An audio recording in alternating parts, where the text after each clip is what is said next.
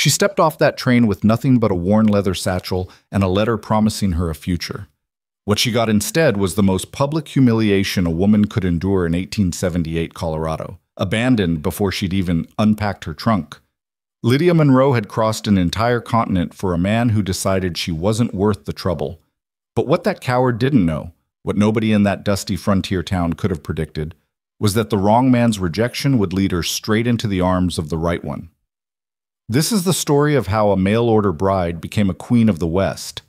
Drop a comment with your city below so I can see how far this story travels, and stay until the end, because what happens next will restore your faith in second chances. The train's whistle cut through the thin Colorado air like a knife through silk, and Lydia Monroe felt her stomach clench with a mixture of excitement and terror that had become painfully familiar over the past 6 days of travel.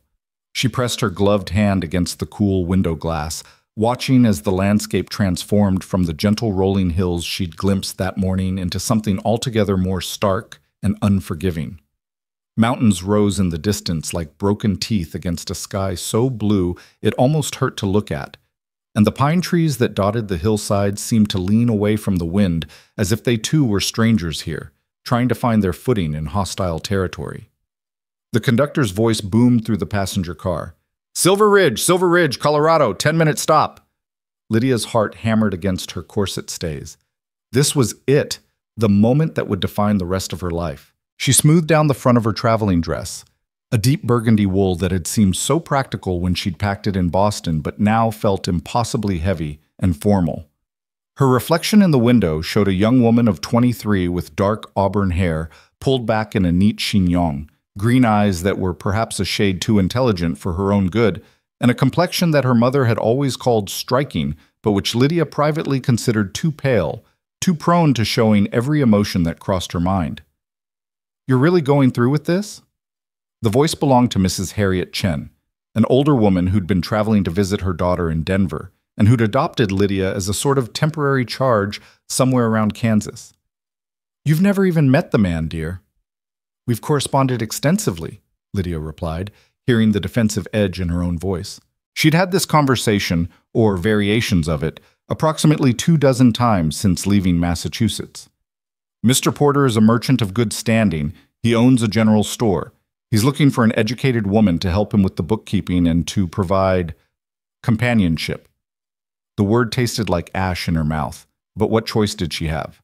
Her father's death 6 months ago had left her and her mother with debts that had consumed everything: the house, the furniture, even her mother's wedding ring. Her position as a teacher at the Pemberton School for Girls had barely covered their room and board at the boarding house, and when her mother had fallen ill with pneumonia that brutal winter, the medical expenses had been the final straw. Companionship. Mrs. Chen's tone was dry as the desert they'd crossed. "Is that what we're calling it now?" Lydia felt heat rise in her cheeks. "It's a practical arrangement. Marriage often is, particularly in circumstances like these. Mr. Porter needs help with his business, and I need stability, security." What she didn't say, what she couldn't bring herself to articulate even to this kind stranger, was that she needed to not be a burden anymore. Her mother had died 2 months ago, despite all of Lydia's desperate efforts, despite the money she'd borrowed from people who could barely afford to lend it, despite the prayers she'd whispered into the dark at 3 in the morning when the fever was at its worst. And when it was over, when she'd buried her mother in a pauper's grave because she couldn't afford anything better, Lydia had looked at the mountain of debt and the pitying faces of the other teachers and the grim reality of a single woman's prospects in Boston society, and she'd made a choice. She'd answered an advertisement in the Matrimonial News. "Respectable merchant in Silver Ridge, Colorado, seeks educated woman of good character for marriage. Preference given to those with skills in arithmetic and letters.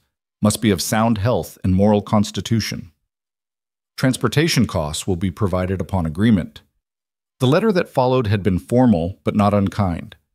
Charles Porter had explained that his wife had died in childbirth 3 years prior, leaving him with a business to run and no time to court properly. He valued education and hard work. He was not given to drink or gambling. He attended church regularly. He promised respect, if not romance. It had seemed like enough. It had seemed like salvation. The train lurched to a stop, and Lydia's fingers tightened around the handle of her carpet bag. Everything she owned in the world was in 2 pieces of luggage, the bag in her hand and a trunk in the cargo hold. A few dresses, 2 pairs of boots, her mother's Bible, a daguerreotype of her parents on their wedding day, and the books she hadn't been able to bear parting with. The complete works of Shakespeare, a volume of Wordsworth's poetry, Sense and Sensibility, and her prized possession, a first edition of Jane Eyre that her father had given her on her 16th birthday. "You'll write to me?" Mrs. Chen asked, and Lydia was surprised to see genuine concern in the older woman's dark eyes. "Let me know you're settled and safe?" "I will," Lydia promised, touching the woman's hand briefly. "Thank you for everything." She'd meant it to sound confident, assured, but her voice wavered on the last word, and she saw Mrs. Chen's expression shift into something that looked dangerously like pity. The platform at Silver Ridge was barely more than a wooden deck with a small shelter at one end. Lydia stepped down carefully, her boots finding purchase on the weathered planks, and immediately the wind hit her with enough force to make her gasp. It was nothing like the coastal breezes of Boston. This was wind with purpose, with sharp edges, carrying the scent of pine and dust and something wild she couldn't name. The town itself sprawled along a single main street, with buildings that looked like they'd been thrown up in a hurry and left to weather into submission. A saloon, a hotel that had clearly seen better days, a livery stable, a church with a steeple that leaned slightly to the left, and there, exactly where Charles Porter had said it would be, a general store with a painted sign reading Porter's Dry Goods and Provisions. Lydia's heart rate slowed slightly. It was real. He was real. This was actually happening. She collected her trunk from the cargo car. A young porter with kind eyes helped her wrestle it onto a handcart and began the short walk toward the store. The main street was bustling with afternoon activity. Cowboys and dusty chaps stood in clusters, their conversation stopping as she passed. Women in calico dresses and sunbonnets paused in their shopping to stare. A group of children playing with a hoop went silent, watching this stranger with the fine Eastern clothes and the big trunk who was clearly not just passing through. Lydia kept her chin up and her eyes forward. She'd been stared at before. Being a young woman traveling alone invited speculation and judgment in equal measure. She'd learned to ignore it. The door to Porter's Dry Goods had a bell that chimed cheerfully when she pushed it open, and the scent of the place hit her immediately. Flour and coffee and lamp oil and leather all mingled together in a way that was almost overwhelming after the sharp cleanness of the outdoor air. The store was well-stocked, organized, exactly the kind of respectable establishment she'd imagined from Charles Porter's letters. Behind the counter stood a man she didn't recognize, tall and broad-shouldered, with silver threading through his dark hair and a face that suggested he smiled rarely, but meant it when he did. He looked up from the ledger he'd been studying, and his expression shifted through surprise, confusion, and then something that looked uncomfortably like alarm. "Can I help you, miss?" His voice was deep, with an accent that suggested he'd spent time in more places than just this Colorado frontier town. "I'm looking for Mr. Charles Porter," Lydia said, setting down her carpet bag and trying to project more confidence than she felt. "I'm Lydia Monroe, from Boston. He should be expecting me." The man's face went carefully blank, and Lydia felt the first tendril of real fear curl in her stomach. "I'm Thomas Brennan," he said slowly. "I manage the store for Mr. Porter, and I think you'd better come into the back room, Miss Monroe." "Why?" The word came out sharper than she'd intended. "Where is Mr. Porter?" Brennan hesitated, and in that hesitation, Lydia saw her future crumbling like a sandcastle at high tide. "He's not here," Brennan finally said. "He left town 3 days ago. Went to Denver to visit his sister." "His sister," Lydia repeated the words as if they were in a foreign language. "But he knew I was arriving today.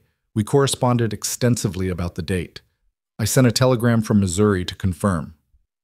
"I know, Miss Monroe." Brennan looked genuinely pained now. "He received your telegram, and then Look, this isn't my place to explain, but Charles left me a letter to give you if you showed up." "If you showed up."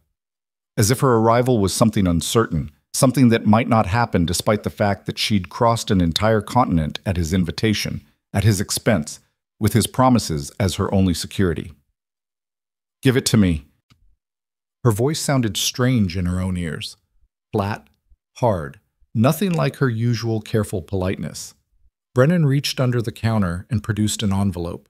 The paper was good quality, the kind sold in the store, and her name was written on the front in the same neat handwriting she'd come to know from months of correspondence. Her hands shook slightly as she broke the seal and unfolded the single sheet inside. "Dear Miss Monroe, I regret that circumstances have changed since our last correspondence. After much prayer and reflection, I have concluded that our arrangement was premature. My late wife's sister has arrived from Ohio with her 2 children, and family obligations must take precedence. She will be managing my household and helping with the store. I have made arrangements for your return passage to Boston.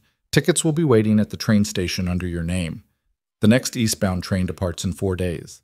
I apologize for any inconvenience this may cause. I have included funds sufficient for lodging at the hotel during your wait. Respectfully, Charles Porter." Lydia read the letter twice, then a third time. The words didn't change. She looked up to find Brennan watching her with an expression that mixed sympathy and acute embarrassment. "There's money," Brennan said quietly, sliding an envelope across the counter. "For the hotel and your meals, and the return ticket is arranged like he said." 4 days, Lydia's voice came out as barely a whisper. "He wants me to wait here for 4 days and then go back to Boston. I'm sorry, Miss Monroe, I truly am. Charles is a good man in most ways, but he makes decisions based on what's practical, not necessarily what's right." The rage that flooded through Lydia was so sudden and so complete that for a moment she couldn't breathe around it. She'd traveled for 6 days. She'd used the last of her money she'd borrowed, money she'd have to somehow repay, to purchase the personal items Mr. Porter's ticket hadn't covered. She'd said goodbye to the only life she'd ever known, to the few friends who'd stood by her through her mother's illness, to her mother's grave, which she'd promised herself she'd visit every Sunday, but now never would. She'd done all of that on the promise of this man, this respectable merchant who valued education and hard work, who'd written her careful letters about his store and his town and the life they might build together. And he'd discarded her, not even in person, not even with the basic courtesy of a difficult conversation, but with a letter and some money, as if she were a delivery that hadn't quite worked out. "Miss Monroe?" Brennan's voice seemed to come from very far away. "Are you all right? Should I fetch someone? The doctor, perhaps, or—" "No."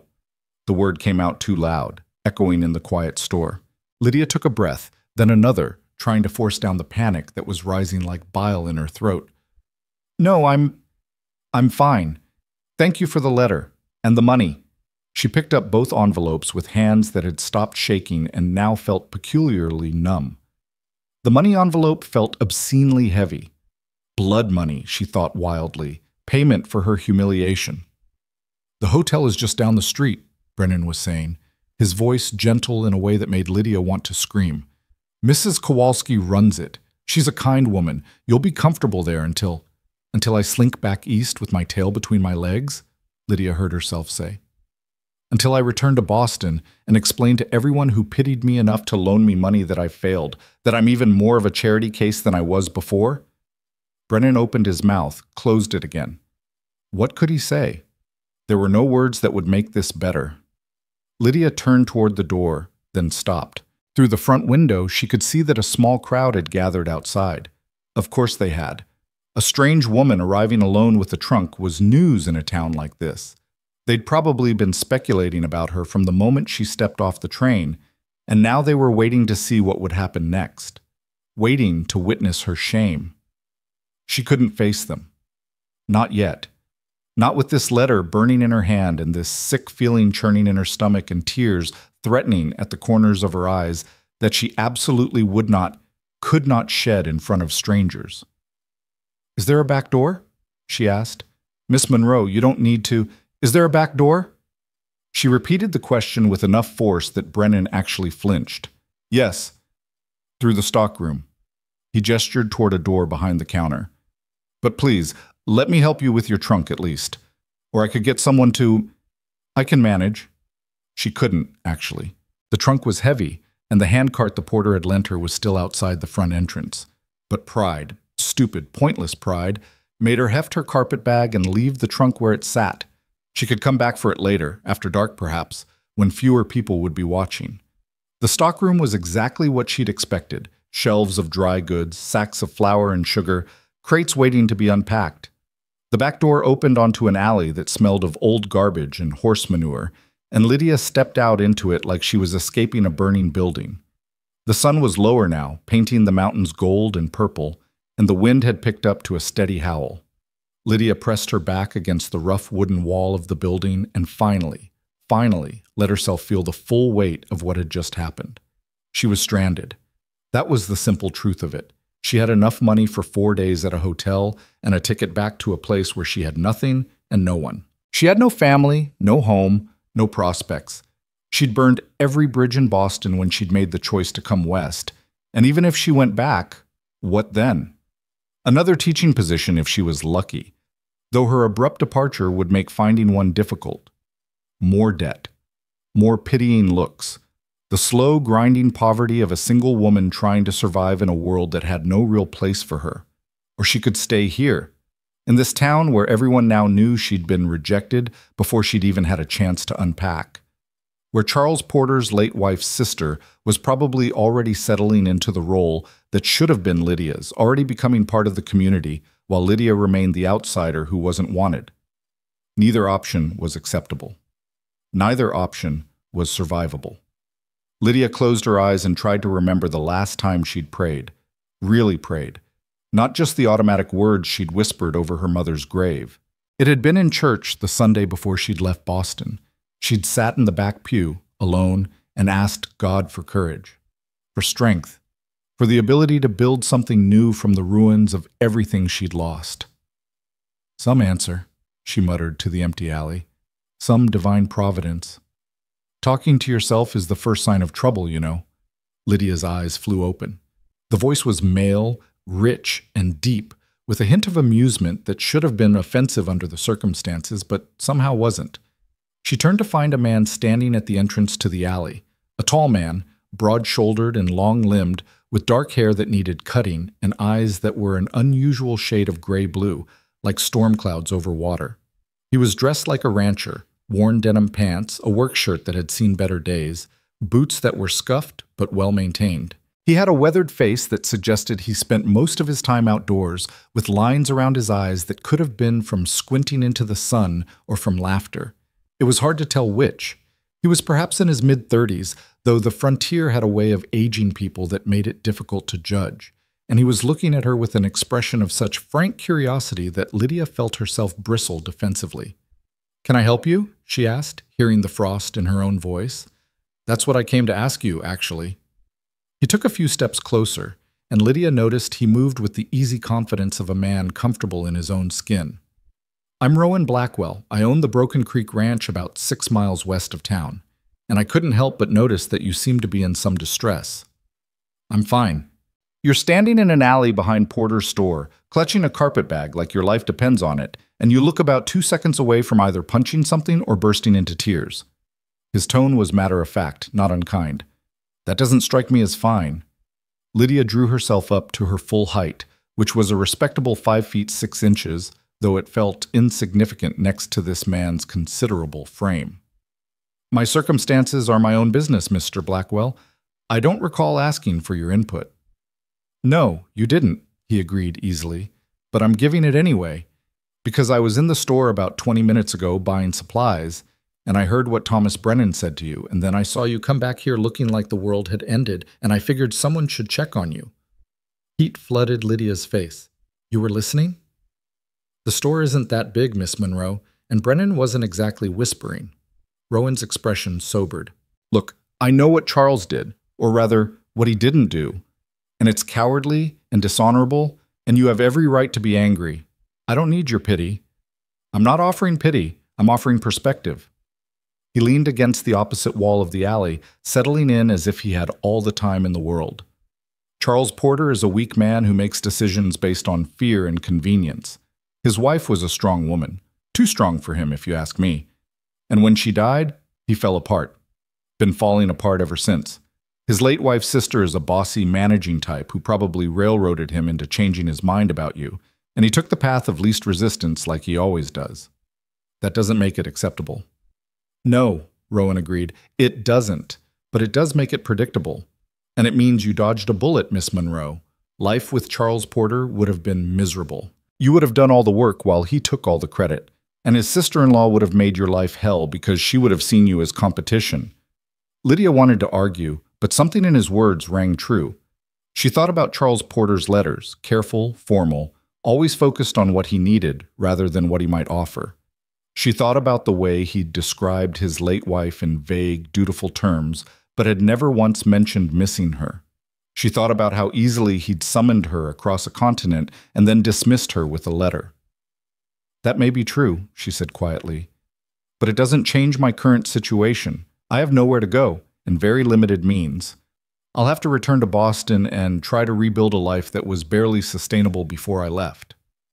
Or, Rowan said, and there was something in his tone that made Lydia look up sharply, you could stay. Stay? Here? In Silver Ridge? She couldn't keep the bitterness out of her laugh. As what? The woman who was too unacceptable even for Charles Porter? The failed mail-order bride who became the town's object of pity and gossip. As my housekeeper. The words dropped into the space between them like stones into still water. Lydia stared at him, certain she'd misheard. I beg your pardon? Rowan pushed away from the wall, and she noticed for the first time that he had a slight limp, favoring his left leg just a bit. An old injury, maybe, or just the result of years of hard work. I need a housekeeper, he said simply. My ranch is profitable, but I've been living like a bachelor for too long. The house is a disaster. The cooking is barely edible, and I spend more time doing laundry than I do running cattle. I need help, real help. Someone educated who can keep books, manage supplies, run a household properly. You're offering me a job. Lydia spoke slowly, testing the words. Based on a 5-minute conversation in an alley where you watched me have what was essentially a breakdown. I'm offering you an option, Rowan corrected. 3 months trial employment, room and board plus fair wages, say $25 a month. You'd have your own room, your own space. You'd manage the household, keep the books, help with correspondence. At the end of 3 months, if it's working for both of us, we renegotiate. If it's not, you'll have money saved and time to figure out your next move, and you won't have to crawl back east with nothing. It was too good, too convenient, too much like the kind of offer that came with expectations that weren't being stated out loud. And what exactly would you expect in return, Mr. Blackwell? Lydia kept her voice level, but she let steel creep into it. Beyond the housekeeping, I mean. To her surprise, Rowan laughed, a genuine, full-throated sound that transformed his serious face into something surprisingly boyish. I expect you to keep my house clean, my accounts in order, and my meals edible, he said. That's it? I'm not Charles Porter, Miss Monroe. I'm not looking for a wife or anything else. I'm looking for someone competent to help me run my ranch more efficiently. The fact that Charles was too stupid to see your value doesn't mean I am. Lydia studied him carefully, looking for the lie, the hidden agenda. The trap she'd learned the hard way always seemed to be waiting. But Rowan Blackwell's storm-gray eyes were steady and direct, and there was something in his bearing, a kind of straightforward honesty, that made her want to believe him. Why? She finally asked. Why would you help a complete stranger? Because someone should, he said simply. Because what Charles did was wrong, and nobody else in this town has the spine to say so. Because I've been where you are, desperate and alone and trying to figure out how to survive when the world keeps kicking you down. And because, he paused, seeming to choose his words carefully, because I think you're exactly the kind of person who'll turn this situation into an opportunity instead of a disaster, and I'd rather have that energy working for me than wasted on Charles Porter's guilty conscience. A gust of wind swirled through the alley, carrying dust and the distant sound of piano music from the saloon. Lydia pulled her shawl tighter around her shoulders and made a decision that felt simultaneously reckless and inevitable. 3 months, she said. A fair trial for both of us. But I want it in writing, Mr. Blackwell. A proper contract specifying my duties and my compensation, and my own locked room. Done. He held out his hand, and after a moment's hesitation, Lydia shook it. His grip was firm, calloused, the hand of a man who worked hard for his living. "Welcome to Broken Creek Ranch, Miss Monroe. I promise you won't regret this." As Lydia retrieved her trunk, Rowan carried it easily despite his limp, loading it into a wagon hitched to two sturdy horses. She caught sight of faces watching from windows along the main street. Let them watch, she thought with a fierce surge of defiance. Let them gossip and speculate and wonder. She'd been discarded and dismissed, yes, but she'd also been offered something she'd never expected, a choice. And this time, she was choosing for herself. The ride to Broken Creek Ranch took them through landscape that grew progressively wilder with each mile they put between themselves and Silver Ridge. Lydia sat beside Rowan on the wagon bench, her trunk secured in the back, and tried to process the cascade of decisions that had led her to this moment. 24 hours ago, she'd been on a train heading toward what she'd believed would be her future. Now she was traveling into the mountains with a man she'd met less than an hour ago, gambling everything on a handshake and a promise that might prove just as empty as Charles Porter's letters. The silence between them wasn't uncomfortable exactly, but it was weighted with things unsaid. Rowan handled the horses with easy competence, his attention mostly on the road ahead, which had narrowed to little more than a track carved through pine forest. Occasionally he'd point out a landmark, a distinctive rock formation, a creek crossing, the place where he'd once seen a bear with two cubs, and Lydia would nod and file the information away, building a mental map of this strange new territory. "You'll want to remember these markers," Rowan said, as they passed a lightning-struck tree that stood white and skeletal against the darkening sky. "It's easy to get lost out here if you're not paying attention. The mountains all start to look the same after a while." "Do you expect I'll be traveling this road often?" Lydia asked, surprised by the question. "You'll need supplies from town regularly, and you're free to come and go as you please." He glanced at her briefly, those storm-colored eyes unreadable in the fading light. "I meant what I said, Miss Monroe. You're an employee, not a prisoner. If you want to ride into Silver Ridge for church on Sundays, or to post letters, or just to remind yourself that civilization exists, you're welcome to take one of the horses." "I don't know how to ride." The admission came out more defensive than she'd intended, and Lydia felt heat rise in her cheeks. Another skill she didn't possess. Another way she was unprepared for this life she'd stumbled into. But Rowan just nodded thoughtfully. "Then you'll learn. One of my men can teach you. Cal's good with nervous horses and nervous people. He'll have you riding in a week or two." The casual certainty with which he said it, as if learning to ride a horse was no more complicated than learning a new recipe, should have annoyed her. Instead, Lydia felt something loosen in her chest, some knot of anxiety she hadn't realized she'd been carrying. When was the last time someone had simply assumed she was capable of learning something new, rather than treating her limitations as permanent fixtures?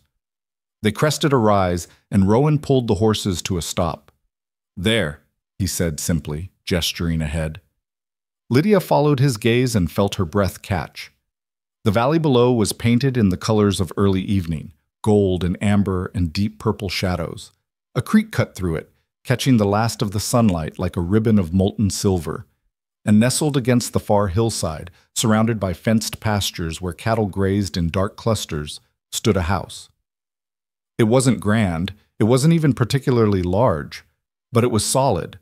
A two-story structure built from logs and stone, with a wide porch that wrapped around the front and a stone chimney from which smoke was rising. Outbuildings clustered nearby. A barn, a bunkhouse, what looked like a smokehouse and a chicken coop. Beyond them, corrals and fences stretched out in neat lines, evidence of careful planning and hard work. "Broken Creek Ranch," Rowan said, and there was unmistakable pride in his voice. "Built it myself, mostly. Well, with help from the men. But I designed it, cleared the land, set every fence post. Took me 8 years to get it to where it is now." "It's beautiful," Lydia said, and meant it. There was something about the way the ranch fit into the landscape, as if it had grown there naturally rather than been imposed by human hands, that appealed to her in a way she hadn't expected. "It's home," Rowan agreed.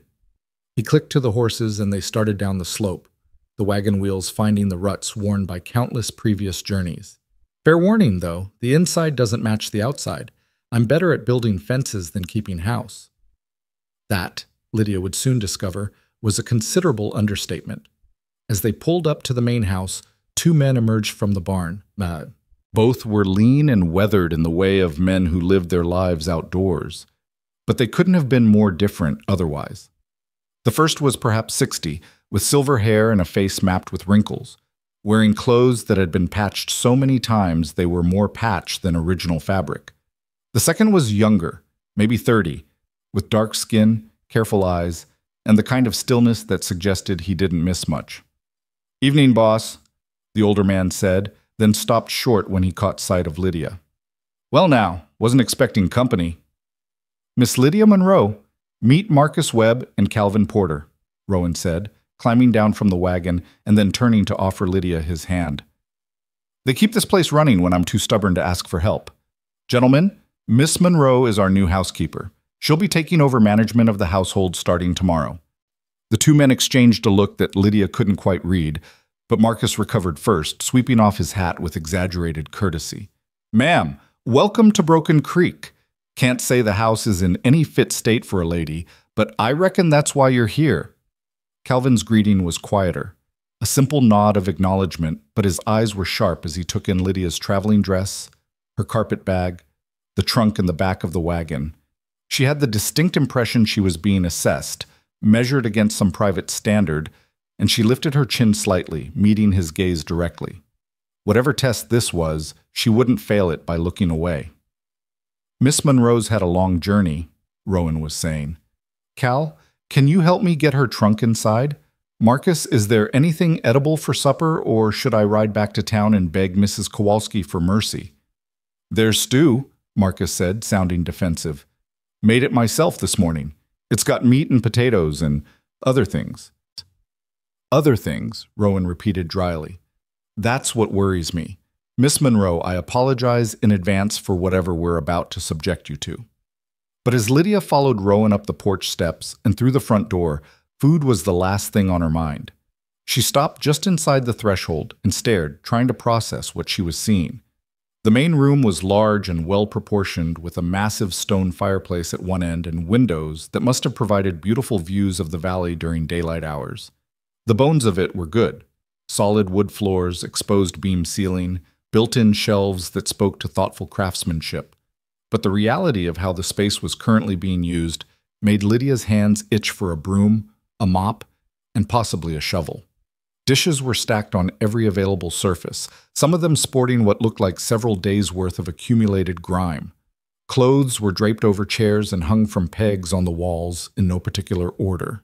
Books and newspapers and what appeared to be ranch ledgers were scattered across a large wooden table, along with tack that was in various states of repair, a half-empty whiskey bottle, and a coffee pot that looked like it had never been properly cleaned. The floor hadn't been swept in what must have been weeks, and there was a suspicious stain near the fireplace that Lydia chose not to examine too closely. "I did warn you," Rowan said from behind her, and she could hear embarrassment threading through his voice. "We're not exactly civilized out here." "You're not exactly anything out here," Lydia said faintly. How do you live like this?" "Badly," he admitted. "We work hard, we come home exhausted, and we eat and sleep, and don't much think about the state of things until it gets bad enough that we can't find clean clothes or the mice start getting bold. It's not ideal." Lydia turned to look at him, and something in her expression must have been fierce because Rowan actually took a step back, hands raised in mock surrender. "I promise you, it's not usually quite this bad," he said. "We've been short-handed the past 2 weeks while we dealt with a fence break-up in the north pasture, and things got away from us. But that's exactly why I need help, real help. Not just someone to cook and clean, but someone to manage things properly so they don't get to this state in the first place." Despite everything, the exhaustion of travel, the emotional whiplash of the day, the surreal nature of finding herself in this bachelor chaos, Lydia felt a smile tugging at her lips. Because this, at least, was a problem she understood. This was a challenge she knew how to meet. "Where's the kitchen?" she asked. Rowan blinked. "You want to see the kitchen? Now? It's even worse than this room." "I sincerely doubt that's possible, but yes. I need to assess the full scope of the disaster before I can plan my strategy." The kitchen was, in fact, worse, but it was also well equipped, with a good cast iron stove, ample counter space, and shelves that, once cleared of their current chaotic contents, would provide excellent storage. Lydia walked through it slowly, opening cupboards, examining supplies, making mental notes about what was present and what was desperately needed. "The water pump is just outside the back door," Rowan said, watching her with an expression that mixed hope and trepidation. "Well's good and deep, never runs dry even in August, and there's a root cellar under the kitchen, access through that trapdoor there, that stays cool year-round." Lydia nodded, still cataloging. Flour, sugar, salt, coffee, dried beans, canned goods in surprising abundance. The basics were all there. It was just that they were buried under layers of disorganization and grime. "I'll need cleaning supplies," she said. "Lye soap, brushes, vinegar, fresh rags. And we'll need to do something about that stove. When was the last time it was properly blacked?"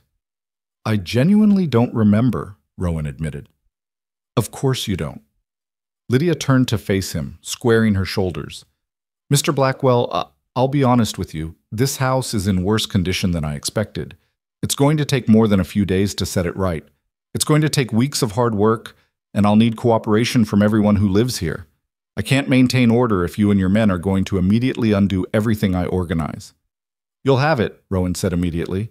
"I'll talk to Marcus and Cal tonight. From tomorrow on, they keep their gear in the bunkhouse and their boots at the door, and I'll—" He paused, looking around his own kitchen as if seeing it for the first time.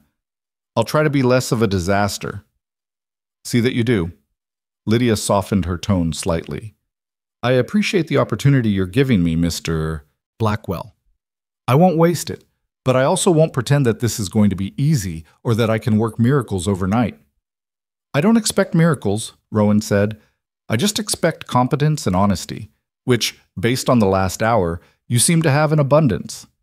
He showed her to her room then, a small chamber on the second floor with a window overlooking the valley, a narrow bed with a surprisingly good mattress, a washstand, and a wardrobe that smelled of cedar. It was clean, Lydia noticed with relief, and the linens on the bed looked freshly laundered, as if Rowan had at least made an effort to prepare this one space for her arrival. "There's a lock on the door," he said, pointing to the sturdy iron mechanism. "Key's in it. You can bolt it from the inside too if that makes you feel safer. The nearest bedroom is mine at the other end of the hall. Marcus and Cal sleep in the bunkhouse." "Thank you," Lydia said, and meant it. The lock, the distance, the careful attention to her privacy, all of it spoke to a respect for boundaries that she hadn't dared hope for. Rowan lingered in the doorway for a moment, seeming to search for words. "I know this isn't what you came west for," he finally said. "I know it's not the future you imagined, but I hope you'll give it a fair chance." "Give us a fair chance. We're rough around the edges, but we're honest, and I think you'll find that out here. Honest counts for more than polished." After he left, Lydia sat on the edge of the bed and let herself feel the full weight of the day settle over her like a physical thing. She'd been rejected, humiliated, and effectively abandoned in a strange town. She'd made a rash decision to accept employment from a man she barely knew. She'd committed herself to 3 months in a place so remote it made Silver Ridge look cosmopolitan by comparison. But as she looked around the simple room with its cedar wardrobe and its window framing a slice of star-studded sky, she felt something she hadn't felt in months. Possibility. The sense that maybe, just maybe, this disaster might turn into something resembling a future. Dinner was indeed Marcus's stew, which turned out to be better than Rowan's warnings had suggested, even if the other things remained mysterious. They ate at the big kitchen table after Lydia had cleared enough space for 4 plates, and the conversation flowed easier than she'd expected. Marcus told stories about the early days of the ranch, when it had been just him and Rowan and a dream of building something that would last. Cal spoke less, but listened more, occasionally adding quiet observations that showed he'd been paying attention all along. And Rowan presided over it all with the easy authority of a man comfortable in his own domain, making sure Lydia had enough to eat, drawing her into the conversation when she seemed inclined to simply observe. "So what brought you west, Miss Monroe?" Marcus asked, sopping up stew with a piece of bread. "If you don't mind my asking, not many Eastern ladies make the trip alone." Lydia considered how much to share, how much of her story these strangers needed to know. But there was something about the way they were all looking at her, with curiosity but not judgment, with interest but not intrusion, that made her want to be honest. "I was supposed to marry Charles Porter," she said quietly. "He advertised for a wife," I answered. "We corresponded for months, and when I arrived today I discovered he'd changed his mind and left town to avoid telling me in person." The silence that followed was heavy with shared outrage. Marcus's weathered face went hard, and Cal's jaw tightened in a way that suggested he was fighting to keep his opinions to himself. "That's spineless to—" Marcus started, then caught himself with a glance at Lydia.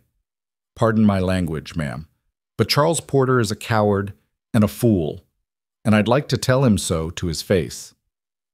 "You'd have to stand in line," Rowan said dryly. "But what's done is done." Charles showed his true colors, and Miss Monroe is better off for knowing them now rather than after a wedding, and we're better off for having her here instead of wasted on managing his store. "Amen to that," Marcus agreed, raising his coffee cup in salute. "Welcome to Broken Creek, Miss Monroe. We may not be civilized, but we're loyal, and we don't go back on our word."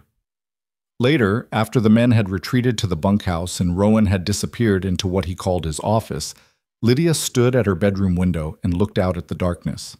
Somewhere out there were mountains and valleys and wild country that stretched for hundreds of miles in every direction. Somewhere out there was a life she might build from the ruins of the one she'd left behind.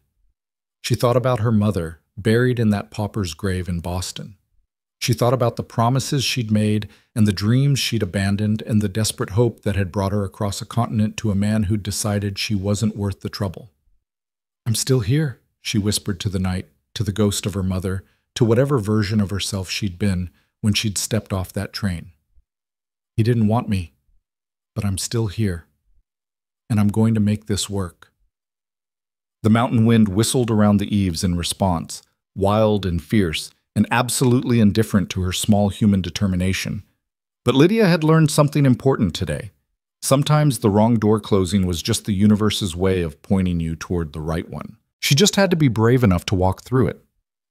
The next morning arrived with the kind of golden light that made everything seem possible, and Lydia woke to the sound of roosters crowing and men's voices drifting up from somewhere below. She dressed quickly in her oldest work dress, a practical gray cotton that had seen her through countless days of teaching, and braided her hair in a crown around her head to keep it out of the way.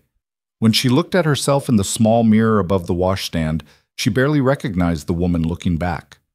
Not the polished teacher from Boston, not the hopeful mail-order bride from yesterday. Someone new. Someone yet to be defined.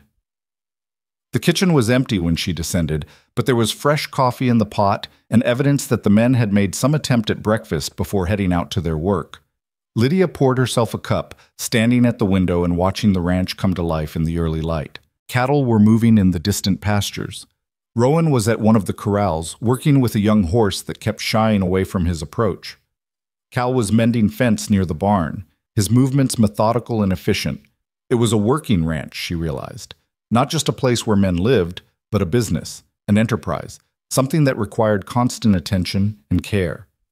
And she was now part of it, whether she was ready or not. She started with the kitchen because that's where she was, and because tackling the entire house at once would be overwhelming. She heated water on the stove, found rags and soap, and began the systematic process of cleaning every surface, every dish, every pot and pan. She organized as she went, creating sensible systems where chaos had reigned.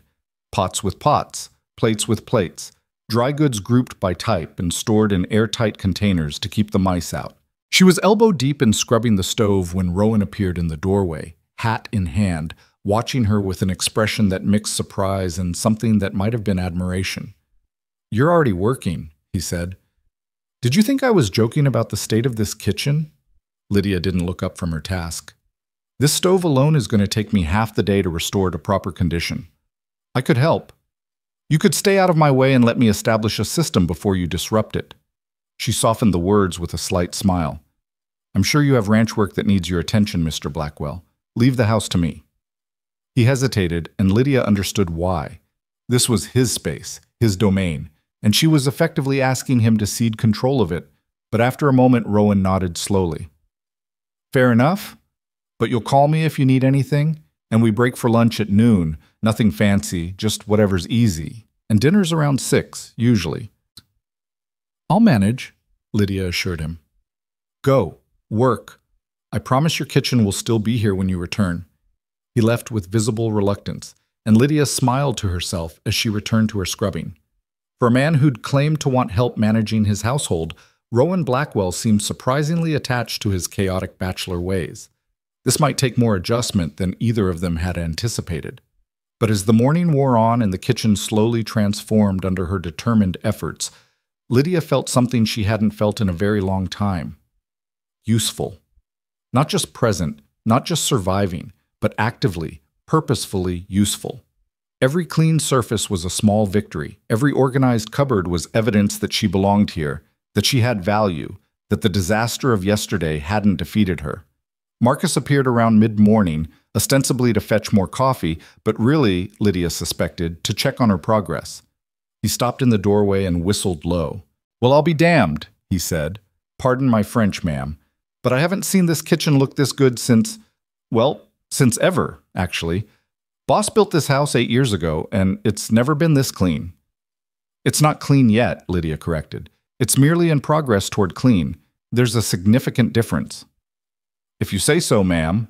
Marcus poured himself coffee from the pot she'd scoured until it gleamed.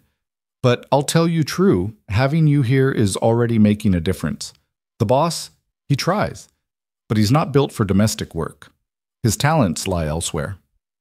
"What about you?" Lydia asked, taking a brief break from her scrubbing to accept the cup of coffee Marcus offered her.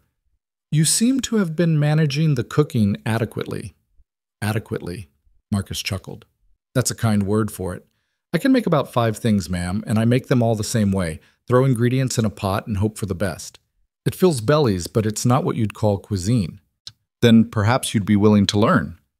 The offer came out before Lydia had fully thought it through, but once spoken, she realized it made sense. "I can teach you some basic techniques. Nothing fancy, but enough variety that you're not eating the same 5 meals in rotation." Marcus's weathered face lit up with genuine pleasure. "You do that? Even though it's not strictly part of your duties?" "Keeping people fed is absolutely part of my duties," Lydia said firmly. "And it's easier to teach someone who's willing to learn than to do everything myself." They spent the next hour working side by side, Marcus washing dishes while Lydia organized, and the older man proved to be a surprisingly good source of information about the ranch, the men, and Rowan himself. "Boss came out here with nothing but determination and a chip on his shoulder the size of Denver," Marcus said as he scrubbed a particularly stubborn pot. "He'd been a soldier, fought in the war, came home to find his family's farm had been sold off for taxes, and his sweetheart had married someone else. So he headed west like a lot of broken men do, figuring he'd either make something of himself or die trying." "That's quite a story," Lydia said quietly. "It's his story to tell, not mine," Marcus said with a meaningful look. "But I figure you should know the basics, seeing as you'll be living under his roof. Rowan Blackwell is about the most honorable man I've ever met, ma'am. He took me on when nobody else would. I was too old, too worn out, too fond of the bottle. He gave me purpose and a place and trusted me to rise to it. And I've seen him do the same for others. Cal, he came to us 3 years back, running from some trouble down south. Boss didn't ask questions, just gave him work and let him prove himself. That's the kind of man he is."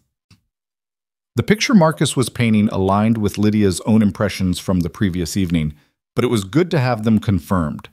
Rowan Blackwell collected strays and gave them chances, which meant she was in good company, even if being classified as a stray stung her pride slightly.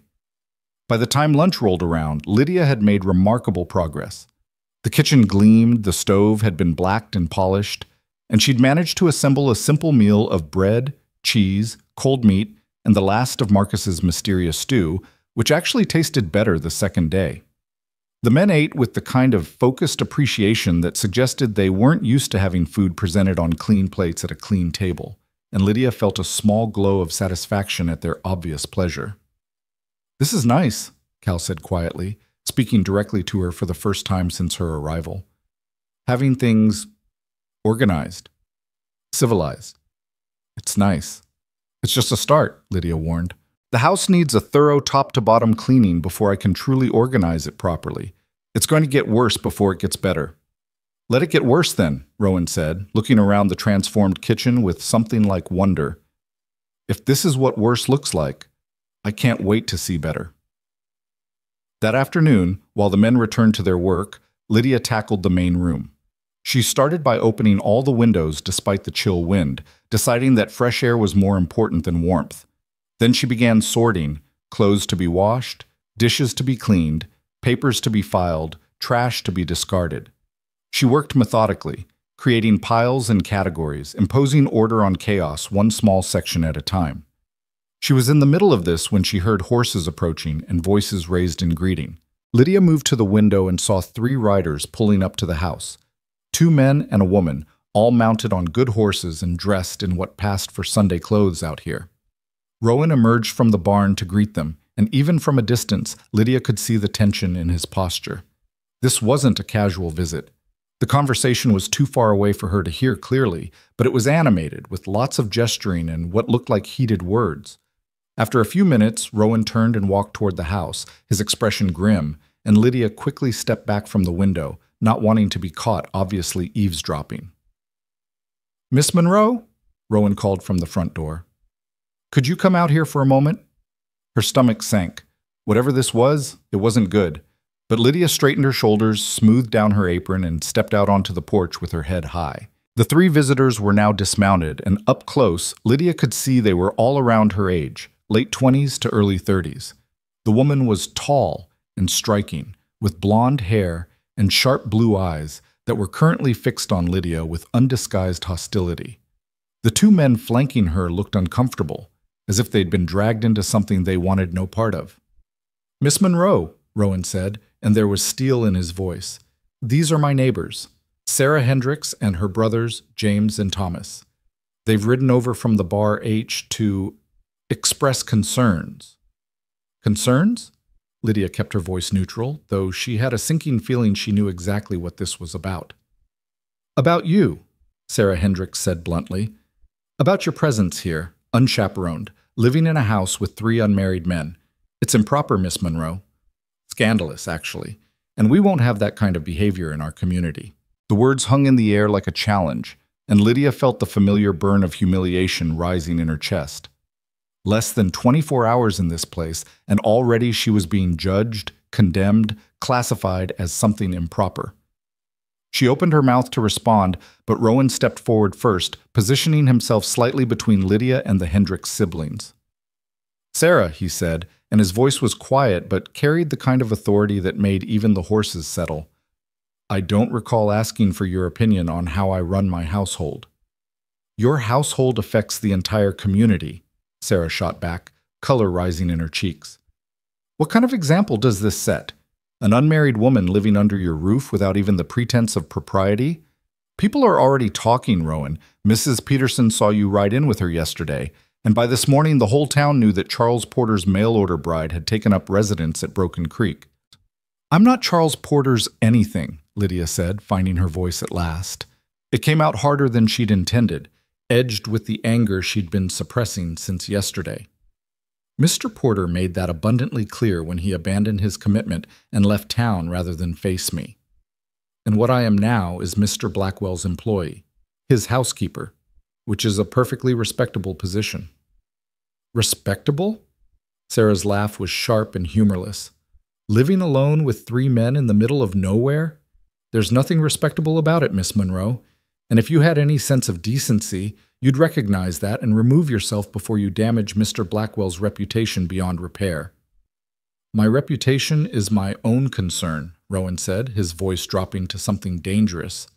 "And I'll thank you to keep your judgments to yourself, Sarah. Miss Monroe is here at my invitation as my employee, with a proper contract and proper wages. What she does under my roof is between her, me, and God. It's certainly none of your business." James Hendricks, the older of the 2 brothers, cleared his throat uncomfortably. "Rowan, maybe Sarah's got a point. Not about Miss Monroe's character," he added hastily when both Rowan and Lydia turned to look at him, "but about appearances. People talk. You know how it is in small towns. Maybe if there was some kind of chaperone, or if Miss Monroe stayed in town and came out during the day." "She stays here," Rowan cut him off flatly. In her own locked room, at the opposite end of the hall from mine, with Marcus and Cal in the bunkhouse. If that's not proper enough for the good people of Silver Ridge, then the good people of Silver Ridge can mind their own damn business. Language, Rowan, Sarah said primly, though her eyes flashed with something that looked like satisfaction, as if she'd been trying to provoke exactly this reaction. You're proving my point. This woman's presence is already making you crude and defensive. Lydia had heard enough. She'd spent too many years being talked about as if she weren't present, discussed and dismissed by people who thought they had the right to determine her fate. She stepped forward, moving around Rowan's protective stance to face Sarah Hendricks directly. Miss Hendricks, she said, keeping her voice level with effort, I understand your concern for propriety. Truly I do. But I wonder if that concern extends equally to the propriety of a man summoning a woman across an entire continent and then discarding her without even the courtesy of an explanation. Or does your sense of moral outrage only apply to women trying to survive after men have failed them? Sarah's face went rigid. That's hardly the same thing. Isn't it? Lydia felt months of suppressed fury bubbling up, all the fear and grief and desperation she'd been holding back since her mother's death. I came here in good faith. I had a contract, a promise, an agreement that was supposed to provide me with a future. And when that was taken away through no fault of my own, I was left with two choices: crawl back east in defeat or find another way forward. Mr. Blackwell offered me that way. He offered me honest work, fair wages, and most importantly, he offered me dignity. So forgive me if I'm not particularly moved by your concerns about appearances. Dignity? Sarah repeated, her voice dripping with scorn. Is that what you call it? Living in sin with a man you barely know? I'm not living in sin with anyone, Lydia said, her temper finally breaking free of its leash. I'm keeping house and managing accounts and working harder than I've worked in my entire life. And if you have a problem with that, Miss Hendricks, perhaps you should examine why the idea of a woman supporting herself through honest labor is more offensive to you than a man breaking his word. The silence that followed was absolute. Even the wind seemed to hold its breath. Sarah's face had gone from flushed to white, her hands clenched at her sides. The brothers looked like they wanted to be anywhere but here, and Rowan was watching Lydia with an expression of mingled surprise and approval. I think it's time for you to leave, Rowan said quietly. All of you. You've said your piece, you've been answered, and there's nothing more to discuss. The community won't stand for this, Sarah said, but there was less conviction in her voice now. Pastor Williams will have something to say about it. The town council can say whatever they like, Rowan interrupted. Out here, I answer to no one but myself and my conscience. And my conscience is perfectly clear. Now get off my land before I forget we're neighbors and start treating you like trespassers. Thomas Hendricks, who'd been silent throughout the entire exchange, finally spoke up. Come on, Sarah. We've done what we came to do. Let's go home. For a moment, Lydia thought Sarah might refuse. The other woman's jaw was set in a stubborn line, her eyes still fixed on Lydia with open hostility. But finally, she turned on her heel and stalked back to her horse, mounting with the kind of angry grace that suggested she'd been riding since childhood. This isn't over, Rowan, she called as she wheeled her horse around. People will talk, they'll judge, and eventually they'll force you to choose between your precious reputation and your housekeeper. She spat the last word like a curse, then kicked her horse into a gallop, leaving her brothers to follow in her wake with apologetic backward glances. Lydia and Rowan stood in silence as the sound of hoofbeats faded into the distance. The confrontation had left her shaking, adrenaline singing through her veins, and she realized her hands were clenched so tightly her nails were digging into her palms. I'm sorry, she said finally. I shouldn't have lost my temper. I've made things worse for you. Worse? Rowan turned to look at her, and to her surprise, he was smiling. Miss Monroe, that was the most magnificent thing I've seen in months. The look on Sarah's face when you called her out on her hypocrisy. I'll be replaying that moment in my head for years. She's going to make trouble for us. You heard her. Sarah Hendricks has been making trouble since she learned to talk, Rowan said dismissively. She's had her eye on Broken Creek for years, thinking she could charm or bully her way into becoming Mrs. Blackwell and mistress of the best ranch in the valley. This isn't about morality or propriety. It's about jealousy. Lydia absorbed this information, turning it over in her mind. She wants to marry you. She wants to own me, Rowan corrected. There's a difference. Sarah doesn't want a husband. She wants a possession. And I'd rather die alone than spend my life being managed by someone who thinks marriage is a business transaction with romantic window dressing. There was bitter experience in his voice, and Lydia remembered what Marcus had said about a sweetheart who'd married someone else. She wondered if that woman had been anything like Sarah Hendricks, all surface beauty and sharp edges underneath. Still, she said quietly, I've brought scandal to your door on my first full day here. That's hardly the competent household management you were hoping for. You've brought life to my door, Rowan said, and backbone, and the first genuine laughter I've had in weeks. As for scandal, let them talk. Words can't hurt me, and they won't hurt you either as long as you're under my protection. The phrase under my protection sent a strange warmth through Lydia's chest, something she didn't want to examine too closely. It had been so long since anyone had offered to protect her from anything. Since her father's death, she'd been the one doing the protecting, of her mother, of her dignity, of the small shreds of her future. To have someone else shoulder that burden, even temporarily, was both relief and danger. I should get back to work, she said, needing to retreat before she said something she'd regret. The main room won't clean itself. But Rowan caught her arm gently as she turned to go. Miss Monroe. Lydia. It was the first time he'd used her given name, and the sound of it in his rough voice made her pause.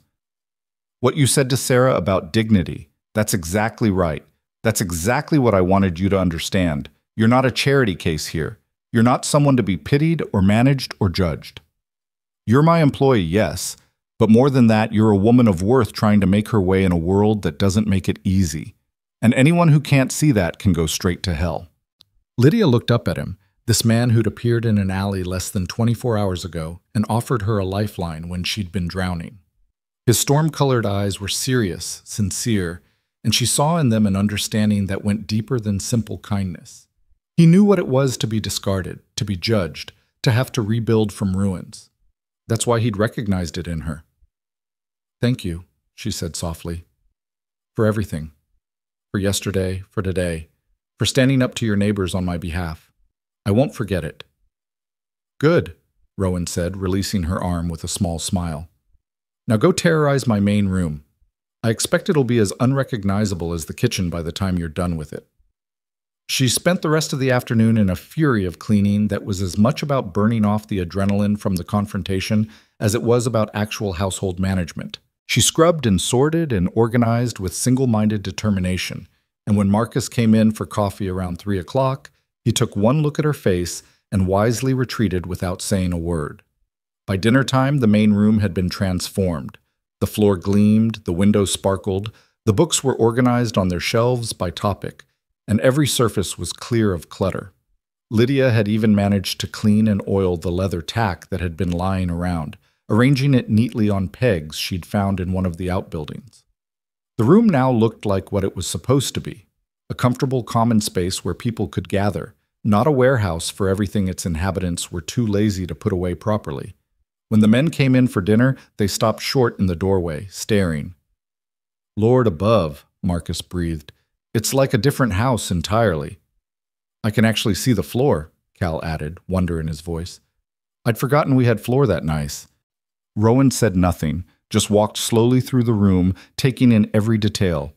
When he reached the fireplace, which Lydia had scrubbed until the stone shone, he turned to look at her with an expression she couldn't quite read. You did all this in one afternoon? I had motivation, Lydia said dryly. Anger is an excellent catalyst for productivity. Remind me to make you angry more often, Rowan said, and there was genuine admiration in his voice. This is incredible, Miss Monroe. Truly.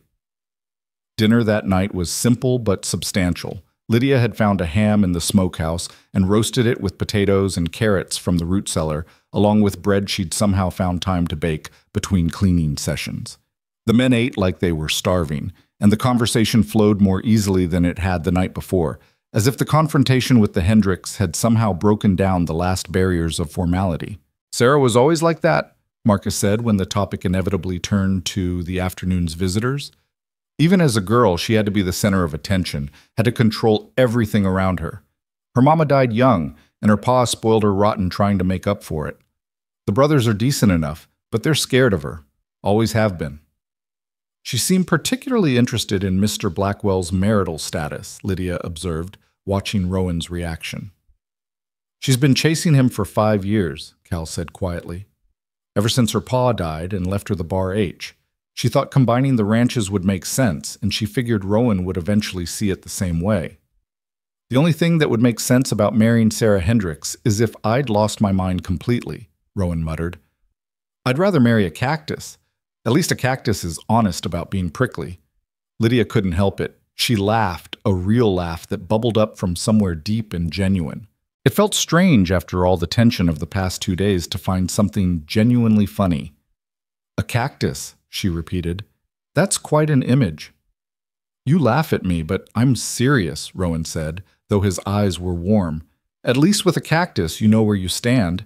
Sarah would smile at you while planning your destruction. The rest of the evening passed in comfortable companionship, and when Lydia finally retreated to her room around 9 o'clock, exhausted from the physical labor and emotional upheaval of the day, she felt something settling inside her, a sense of rightness, of belonging, that she hadn't expected to find so quickly. But 3 days later, she discovered that Sarah Hendricks hadn't been making idle threats. Lydia had ridden into town with Marcus to purchase supplies, her first trip back to Silver Ridge since her disastrous arrival. She'd been nervous about facing the townspeople again, but Rowan had insisted she needed to establish herself as part of the community rather than hiding at the ranch like she had something to be ashamed of. He'd arranged for Marcus to accompany her both for propriety and protection, and the older man had proven to be excellent company on the 6-mile ride, filling the time with stories about the early days of Colorado Territory. The general store was busy when they arrived, full of women doing their weekly shopping. The conversations died the moment Lydia stepped through the door, and she felt the weight of dozens of eyes assessing her, judging her, finding her wanting. She lifted her chin and walked to the counter with her list, determined not to show weakness. Thomas Brennan was behind the counter again. Charles Porter still hadn't returned from Denver, which told Lydia everything she needed to know about his character, and he greeted her with genuine warmth. "Miss Monroe, good to see you. How are you settling in at Broken Creek?" "Very well, thank you," Lydia said, handing him her list. Mr. Blackwell's household was in need of organization, but it's coming along nicely. The whispers started then, soft but audible. Lydia caught fragments. Living in sin. No shame. Poor Mr. Blackwell, taken in by a conniving woman. She kept her expression neutral, focused on Brennan as he gathered her supplies, but she could feel the hostility like a physical thing. An older woman approached then, someone Lydia didn't recognize. She had silver hair pulled back in a severe bun, and the kind of face that suggested she'd never smiled in her life. "You're the Monroe woman," she said without preamble. "The one who's staying out at Blackwell's place." "I am," Lydia confirmed, "though I prefer to think of myself as his housekeeper rather than the Monroe woman. A housekeeper who lives under the same roof as her employer, unchaperoned." The woman's voice dripped with disapproval. "In my day, we called that something other than housekeeping." Lydia felt Marcus stiffen beside her, but she laid a hand on his arm, stopping whatever he'd been about to say. This was her fight, and she needed to handle it herself. "In your day, ma'am," she said calmly, "women had fewer options for supporting themselves honorably. I'm fortunate to live in a time when a woman can work for fair wages without requiring a husband's permission or a chaperone's presence. I'm sorry if that offends your sensibilities, but I assure you, my conscience is perfectly clear." "Your conscience should be troubled," another woman chimed in, this one younger, with a pinched face and calculating eyes. "You're setting a terrible example for the young girls in this town, teaching them that morality doesn't matter as long as you have a roof over your head." "I'm teaching them nothing," Lydia said, her temper beginning to fray. "I'm simply living my life and doing my work. If you choose to make assumptions about my morality based on circumstances you don't understand, that says more about you than it does about me." "We understand perfectly well," the older woman said. "You came here as a mail-order bride, were rejected because of some failing in your character, and then latched onto the first man wealthy enough to keep you in comfort. You're an opportunist, and possibly worse." The accusation hung in the air like smoke, and Lydia felt something inside her crack. All the grief she'd been holding back, all the fear and shame and desperate pride that had kept her moving forward through her mother's death and the loss of everything she'd known, it all came rushing up at once, and she found herself speaking before she could think better of it. "You want to know about my character?" Her voice was shaking now, not with fear but with fury. "I'll tell you. I watched my mother die slowly, painfully, because we couldn't afford proper medical care. I borrowed money from people who could barely spare it, trying to save her. I worked myself to exhaustion teaching children whose parents looked down on me because I had to work for my living. And when she died, I buried her in a pauper's grave and came west because I had nothing left, and no one who cared whether I lived or died."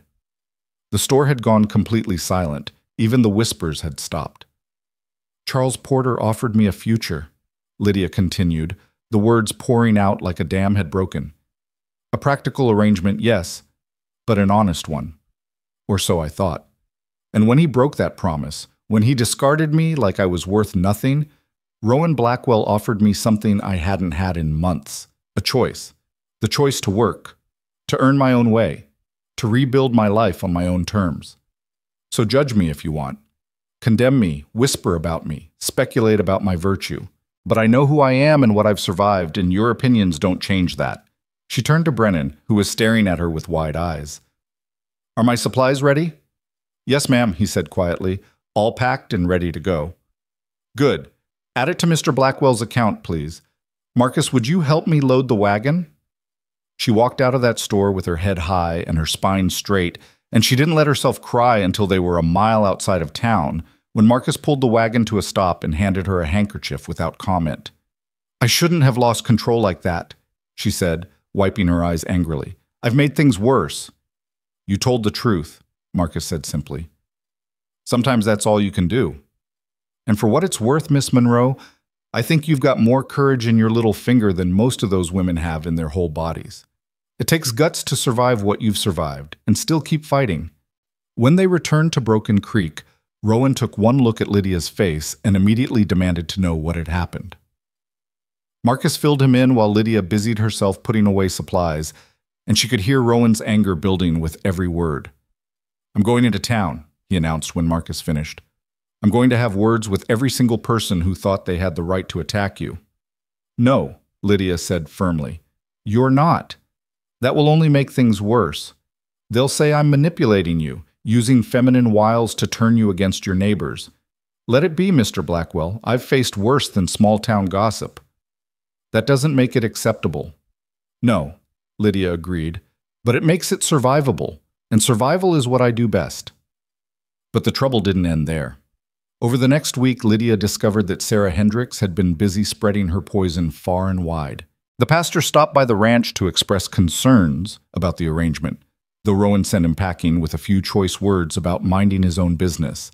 2 members of the town council wrote letters suggesting that Lydia's presence was damaging the community's moral fabric. And worst of all, several of Rowan's business associates began hinting that they might reconsider their dealings with him if he didn't resolve the situation. Through it all, Rowan remained steadfast in his support. He refused to ask Lydia to leave, refused to bend to public pressure, refused to treat her as anything other than a valued employee. But Lydia could see the strain it was causing him, the way he'd come in from town with tight shoulders and a grim expression, the way he'd spend evenings poring over ranch accounts with increasing worry. She was costing him. Her presence, her supposed impropriety, was damaging the reputation and business relationships he'd spent years building. And she didn't know how to fix it without leaving, which felt like giving up, like letting Charles Porter and Sarah Hendricks and all those judgmental women in the general store win. The breaking point came 2 weeks after her arrival at Broken Creek. Lydia was in the barn, collecting eggs from the henhouse, when she heard raised voices from the direction of the house. She hurried back to find 3 men on horseback confronting Rowan in the front yard, and even from a distance she could tell the conversation was heated. "We're not asking, Blackwell," one of the men was saying. He was heavy-set and prosperous-looking, with the kind of face that suggested he was used to getting his way. "We're telling. Either the woman goes or we take our business elsewhere. Simple as that." "Then take your business elsewhere," Rowan said flatly. Because Miss Monroe isn't going anywhere. Be reasonable, another man interjected. We understand you wanted to help her, that's admirable. But you've made your point. You've shown Christian charity. Now it's time to think about the bigger picture, about your standing in the community, about your business interests. My business interests are my own concern, Rowan said, and they don't include bowing to pressure from people who think they have the right to dictate how I run my household. Your household is affecting all of us, the first man argued. Our wives won't associate with anyone who does business with you. The church is talking about censure. The town council is considering formal sanctions, all because you're too stubborn to see sense about one woman who isn't even family. That was when Lydia stepped forward, decision crystallizing in her mind with perfect clarity. She couldn't let Rowan destroy everything he'd built for her sake. She wouldn't be that kind of burden. Mr. Blackwell, she said quietly, and all four men turned to look at her. Perhaps I could speak with you privately for a moment? Rowan's jaw was set in a stubborn line, but he nodded curtly. Gentlemen, if you'll excuse us. He followed Lydia into the house, and once they were inside with the door closed, she turned to face him with her mind made up. I'm leaving, she said. I'll pack my things tonight and take the morning stage to Denver. From there, I can make my way back east or find another position somewhere else, somewhere where my presence won't damage you. Absolutely not. Rowan's response was immediate and fierce. I won't let those hypocrites drive you away. This is exactly what they want, to prove that money and social pressure can override basic decency and fairness. And what good does it do to prove them wrong if it costs you everything? Lydia asked. You heard those men. You're losing business, losing standing in the community, possibly facing sanctions from the town council. All because of me. I won't be responsible for that. You're not responsible for their small-mindedness and prejudice, Rowan argued. You're the victim here, Lydia. You came here in good faith and got abandoned. You've worked harder than any person I've ever hired. You've transformed this house, managed my accounts better than I ever could, and brought order to chaos. And you're telling me I should throw all that away because some narrow-minded fools can't accept the idea of a woman earning an honest living? I'm telling you that I've seen what happens when principle crashes into reality, Lydia said, her voice breaking despite her best efforts to stay calm. I've watched good people lose everything because they wouldn't compromise. My father died still owing money because he wouldn't cheat his creditors even when everyone told him to. My mother worked herself to death trying to maintain standards that no one else cared about. I won't watch you do the same thing for me. Then you don't know me very well, Rowan said, and he stepped closer, close enough that she could see the flecks of darker blue in his gray eyes, close enough to feel the heat radiating from him. Because I don't compromise on things that matter. And you matter, Lydia. Not just as an employee, not just as someone I'm helping out of charity. You matter as a person, as someone who deserves better than what this world has given you. And I'll be damned if I let them take that away. The intensity in his voice, the way he was looking at her, it made Lydia's breath catch in her throat. This wasn't about principle anymore, she realized with sudden clarity. This was about something else, something neither of them was quite ready to name.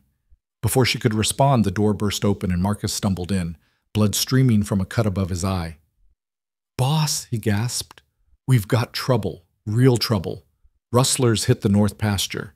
They've got at least 50 head, maybe more, and they're armed. Just like that, the moment shattered. Rowan's expression shifted from intense to focused, all business now. He grabbed his gun belt from where it hung by the door, buckling it on with practiced efficiency. How many? He demanded. Cal counted 6, but there could be more. They're moving the cattle toward the pass, probably trying to get them over the ridge before we can mount a response. Rowan was already moving toward the door when Lydia grabbed his arm. Wait, you can't just ride out there alone. If they're armed, I'm not alone. I've got Marcus and Cal, and we don't have time to get help from town. He looked at her, and his expression softened slightly. Stay in the house. Lock the doors. There's a rifle above the mantel and ammunition in the drawer below it. If anyone comes near this house who isn't one of us, you shoot first and ask questions later. Understand? Rowan, promise me, Lydia. He gripped her shoulders, urgent and fierce. Promise me you'll stay safe. I promise, she whispered, but you have to promise me the same thing. Come back. He studied her face for a long moment, then nodded once, sharply. I always do. And then he was gone, Marcus at his heels, leaving Lydia alone in the suddenly too quiet house. She could hear horses thundering away, shouts in the distance, the sharp crack of what might have been gunfire echoing off the mountains. For perhaps 10 minutes, Lydia stood frozen in the middle of the main room, listening to her heart pound and fighting the urge to run after them. She'd promised to stay safe. But the idea of hiding while Rowan rode into danger felt wrong, felt cowardly, felt like everything she'd promised herself she'd never be again. Then she heard it, the sound of horses approaching from the south, from the direction opposite where the rustling was supposedly happening. Wrong direction, wrong timing, wrong everything. Lydia moved to the window and felt her blood run cold.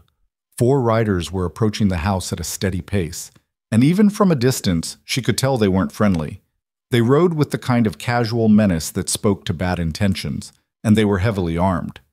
The rustling in the north pasture had been a diversion, she realized with sudden, sick clarity. A way to draw Rowan and his men away from the house, leaving it vulnerable. Leaving her vulnerable. She thought about her promise to Rowan, about staying safe and hiding. She thought about all the times in her life she'd been passive, accepting, letting things happen to her rather than taking action. She thought about her mother's face as she was dying, about Charles Porter's cowardly letter, about every moment of helplessness she'd endured. And then Lydia Monroe made a choice. She retrieved the rifle from above the mantel, loaded it with hands that shook only slightly, and checked to make sure she knew how to work the mechanism. Her father had taught her to shoot when she was younger, clay pigeons and targets, gentleman's recreation, and she'd been good at it. Steady hands, clear eye, patience. She wondered if those skills would translate to this moment, to this necessity. The riders were closer now, spreading out as they approached the house. Lydia positioned herself at the front window where she'd have a clear line of sight, and she called out through the glass in a voice that sounded far steadier than she felt. "That's close enough, gentlemen. This is private property, and you're not welcome here." One of the men laughed, a sound that made Lydia's skin crawl. Private property with no one to defend it. Blackwell rode out like we knew he would, and his old man and the Negro went with him. That leaves just you, sweet thing. Why don't you open that door and we can discuss this in a more friendly manner? "I have a rifle," Lydia said, "and I know how to use it. Turn around and leave now, and I won't need to prove it." "A rifle don't mean much if you're too scared to pull the trigger," another man said. He dismounted, bold as brass, and started walking toward the porch. Women don't have the stomach for killing. Everyone knows that. Lydia's finger found the trigger.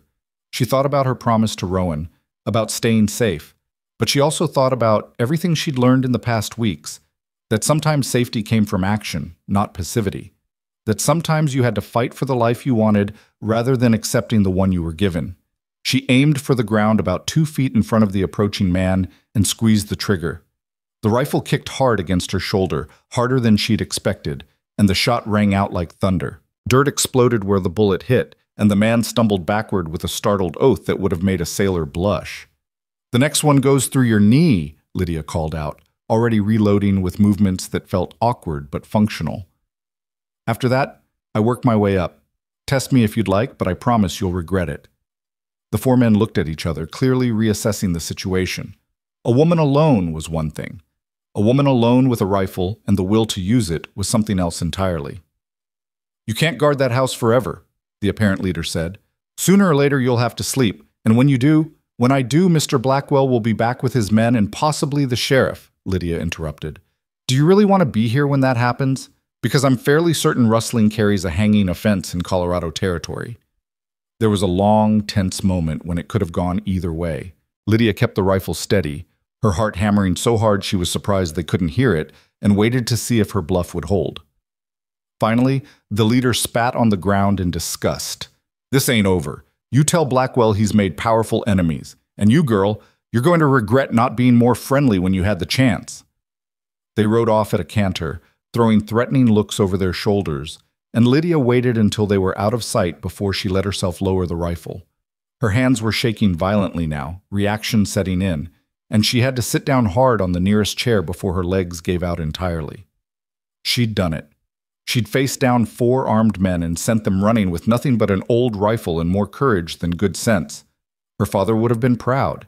Her mother would have been horrified. and Lydia herself didn't quite know what to feel except a strange mixture of terror and exhilaration.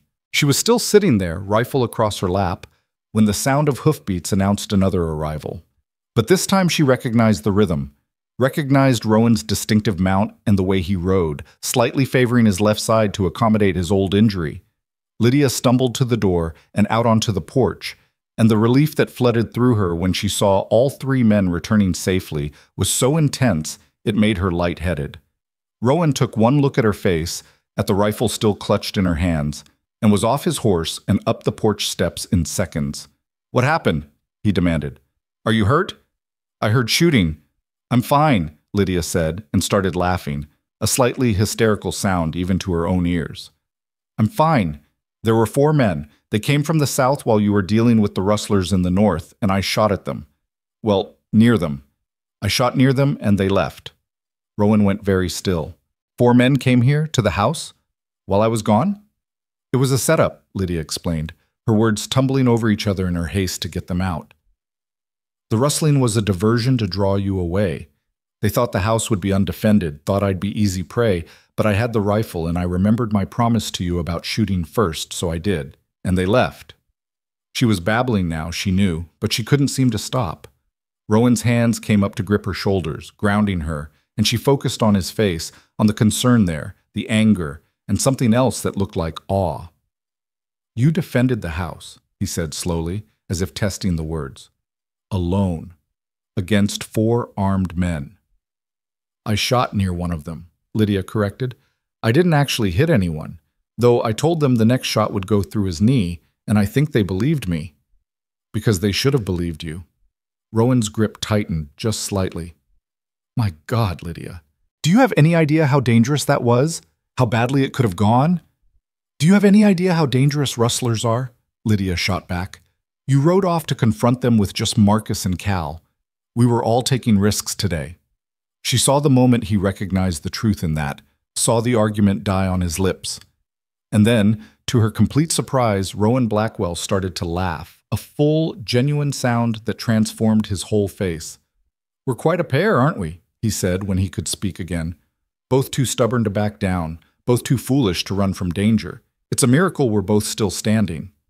"Stubbornness is a virtue when applied correctly," Lydia informed him with as much dignity as she could muster. "And foolishness is just bravery that hasn't been vindicated yet. Is that what we're calling it?" But Rowan was still smiling, and his hands were still on her shoulders, and Lydia was suddenly very aware of how close they were standing, how the afternoon light caught in his hair, how his eyes had warmed from storm gray to something softer. The moment stretched between them, weighted with possibility, with things unspoken. And for the first time since stepping off that train, Lydia let herself wonder if maybe, just maybe, she'd found something more valuable than the practical marriage she'd come seeking. Maybe she'd found something real. Marcus cleared his throat loudly from somewhere behind them, shattering the moment like dropped glass. Rowan stepped back, his hands falling away from Lydia's shoulders, and she felt the loss of his warmth like a physical thing. "We should check the perimeter," Marcus said tactfully, not quite meeting either of their eyes. "Make sure those men actually left and aren't circling back for another try." "Right," Rowan said, his voice rougher than usual. "Cal, take the west side. Marcus, you've got east. I'll ride north and make sure the rustlers are actually gone and not regrouping. Miss Monroe, please go inside and bolt the door. I know you can handle yourself, but I'd rest easier knowing you're secure." Lydia wanted to argue, wanted to insist she could help with the patrol, but the rational part of her brain recognized that she'd used up her day's allotment of reckless bravery. Her hands were still trembling with delayed shock, and she could feel exhaustion creeping in at the edges of her adrenaline high. "I'll make coffee," she said instead. "Strong coffee. I suspect we're all going to need it." She watched from the window as the 3 men split up and rode out in different directions, and only when they were out of sight did she allow herself to sink into a chair and let the full reality of what had just happened wash over her. She'd shot at a man, actually pulled the trigger and sent a bullet into the ground at his feet. The Lydia Monroe who taught poetry to proper Boston schoolgirls would never have believed herself capable of such an action. But then, that Lydia Monroe had died somewhere between her mother's grave and the Silver Ridge train platform. The woman who'd emerged from those ashes was someone different, someone harder and braver, and maybe a little bit reckless. Someone who shot at threats and spoke back to hypocrites, and felt her heart race when a certain rancher looked at her with storm-colored eyes. The coffee was brewing when she heard riders approaching again, but this time there were more of them. Lydia grabbed the rifle and moved to the window, then relaxed when she recognized Rowan's tall form among what appeared to be at least a dozen mounted men. The sheriff's badge on one rider's vest caught the late afternoon light, and she realized Rowan must have encountered a patrol on his way back. She set the rifle aside and went out onto the porch to meet them. The sheriff was a grizzled man in his 50s with the kind of face that had seen everything and been surprised by none of it. He tipped his hat to her as he dismounted. "Ma'am, I'm Sheriff Tom Cassidy. Mr. Blackwell here tells me you had some trouble this afternoon." 4 men came to the house while Mr. Blackwell and his men were dealing with rustlers in the north pasture, Lydia confirmed. They made threatening statements, and one of them approached the house despite my warnings. I fired a warning shot, and they left. "You got a good look at them?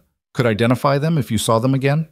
Lydia closed her eyes, calling up the details she'd been too frightened to consciously register at the time. The leader was about 5'10", heavy build, dark beard with some gray in it. He had a scar across his left cheek, quite prominent.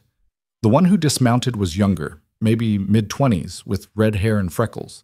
I didn't get as clear a view of the other two, but one was very tall and thin, and the other had a limp. When she opened her eyes, the sheriff was looking at her with newfound respect. "That's quite a detailed description, ma'am. Most people panic and can't remember a thing." "I'm a teacher," Lydia said. "Or I was. Observing details is part of the profession." "The Garson gang," one of the deputies said suddenly. "Has to be. That description matches Jake Garson and his brother Pete to a fault. They've been hitting ranches all up and down the valley for the past 6 months." "Garson?" The sheriff's expression darkened. "That makes sense.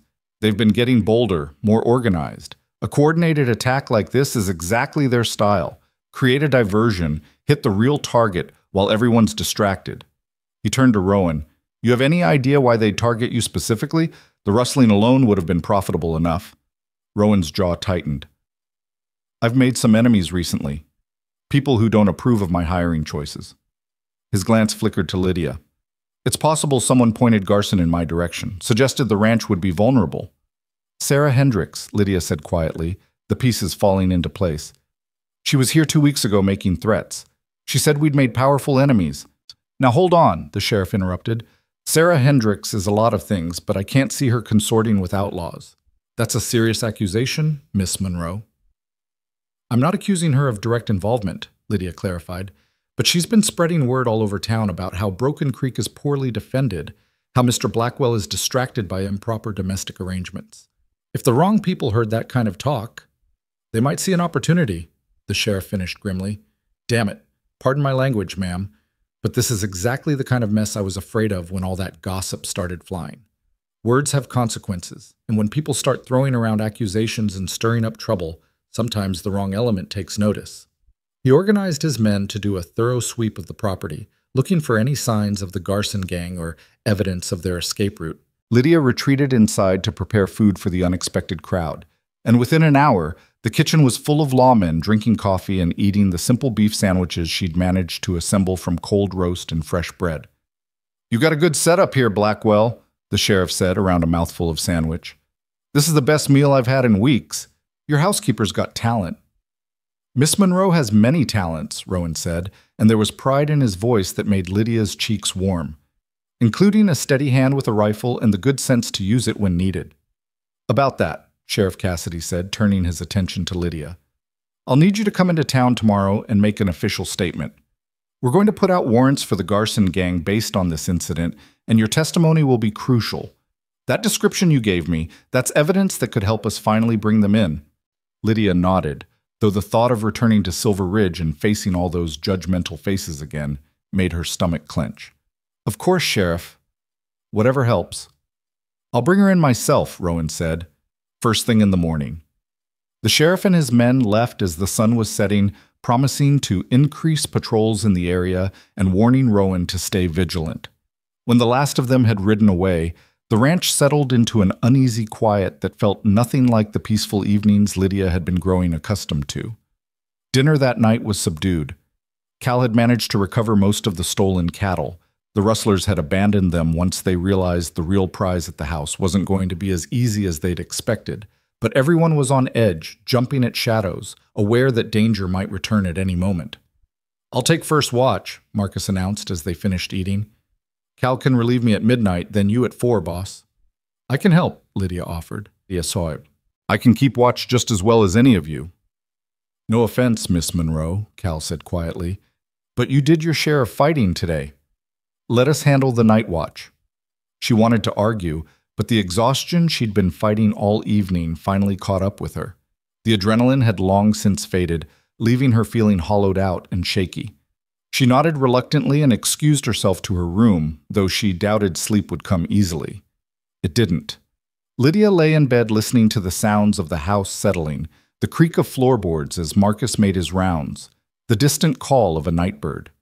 Every noise seemed magnified, potentially threatening, and she found herself reliving those terrifying minutes when she'd faced down 4 armed men with nothing but borrowed courage and her father's long-ago shooting lessons. She must have dozed eventually, because she woke to the sound of raised voices and the acrid smell of smoke. For a disoriented moment, she thought she was dreaming, but then she heard Rowan shouting and the unmistakable crackle of fire. Lydia threw off her blankets and ran to the window. Orange light flickered in the darkness. The barn was burning, flames already climbing the wooden walls and reaching for the roof. She could see figures running, hear horses screaming in panic, and her heart seized with terror. She dressed faster than she'd ever dressed in her life, yanking on her work dress and boots without bothering with half her buttons, and raced downstairs. The main room was empty, everyone already outside fighting the fire. Lydia grabbed buckets from the kitchen and ran toward the barn, where organized chaos reigned. Rowan and Cal were leading horses out of the burning structure, their faces streaked with soot and sweat. Marcus was at the well, hauling up water as fast as the mechanism would allow. And several ranch hands Lydia hadn't met before had apparently arrived from wherever they'd been working to form a bucket brigade. "The north wall!" Rowan was shouting. "Concentrate water on the north wall before it spreads to the hay storage." Lydia took her place in the line, passing buckets with trembling arms, her eyes stinging from smoke. The heat was incredible, pressing against her face like a physical force, and the sound of the fire was deafening, a roar and crackle that seemed to devour everything in its path. They fought for what felt like hours, but was probably only 40 minutes, working with desperate efficiency to contain the blaze before it could spread to the other outbuildings or, God forbid, the house. Gradually, painfully, they gained ground. The flames died from roar to crackle to sullen smolder, and finally to smoking ruins.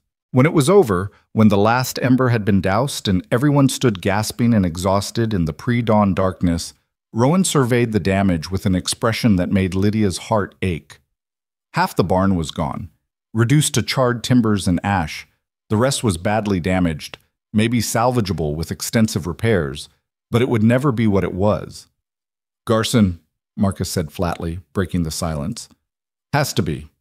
This is retaliation for this afternoon." "Or a message," Cal added, his voice grim. "Showing us they can hit us any time they want." Rowan said nothing, just stood there with his fists clenched and his jaw set, and Lydia could practically see him calculating the cost. In materials, in time, in the security and stability he'd worked 8 years to build. "This is my fault," she said, the words torn from somewhere deep and guilty. "If I hadn't come here, if I'd just gone back east like Charles Porter intended, none of this would have happened. You wouldn't have made enemies over me. The Garson gang wouldn't have targeted you. Your barn would still be standing." "Stop!" Rowan's voice cut through her self-recrimination like a blade. "Don't you dare take responsibility for the actions of criminals and cowards. The Garson gang burned my barn because they're thieves and vandals. Sarah Hendricks spread her poison because she's jealous and mean-spirited. None of that is on you, Lydia. None of it. But if you left, I'd rebuild the barn alone and angry, without even the consolation of knowing I stood up for something that mattered." He turned to face her fully, and in the dim light from the dying embers, his eyes were fierce.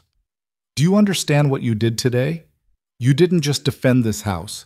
You showed me that I was right to trust you, right to believe you were stronger than circumstances. Every person who said you didn't belong here, who called you improper or opportunistic or worse, you proved them wrong. And I won't let you walk away from that victory just because some bastards decided to burn down a building. Lydia felt tears prick her eyes, though whether from smoke or emotion she couldn't say. Your barn, Rowan, your livelihood, is insured, he said firmly, and can be rebuilt. What can't be rebuilt is integrity, once you've compromised it. I told you when you arrived that I don't back down from things that matter. Did you think I was lying? No, Lydia whispered, but I didn't think I'd matter this much.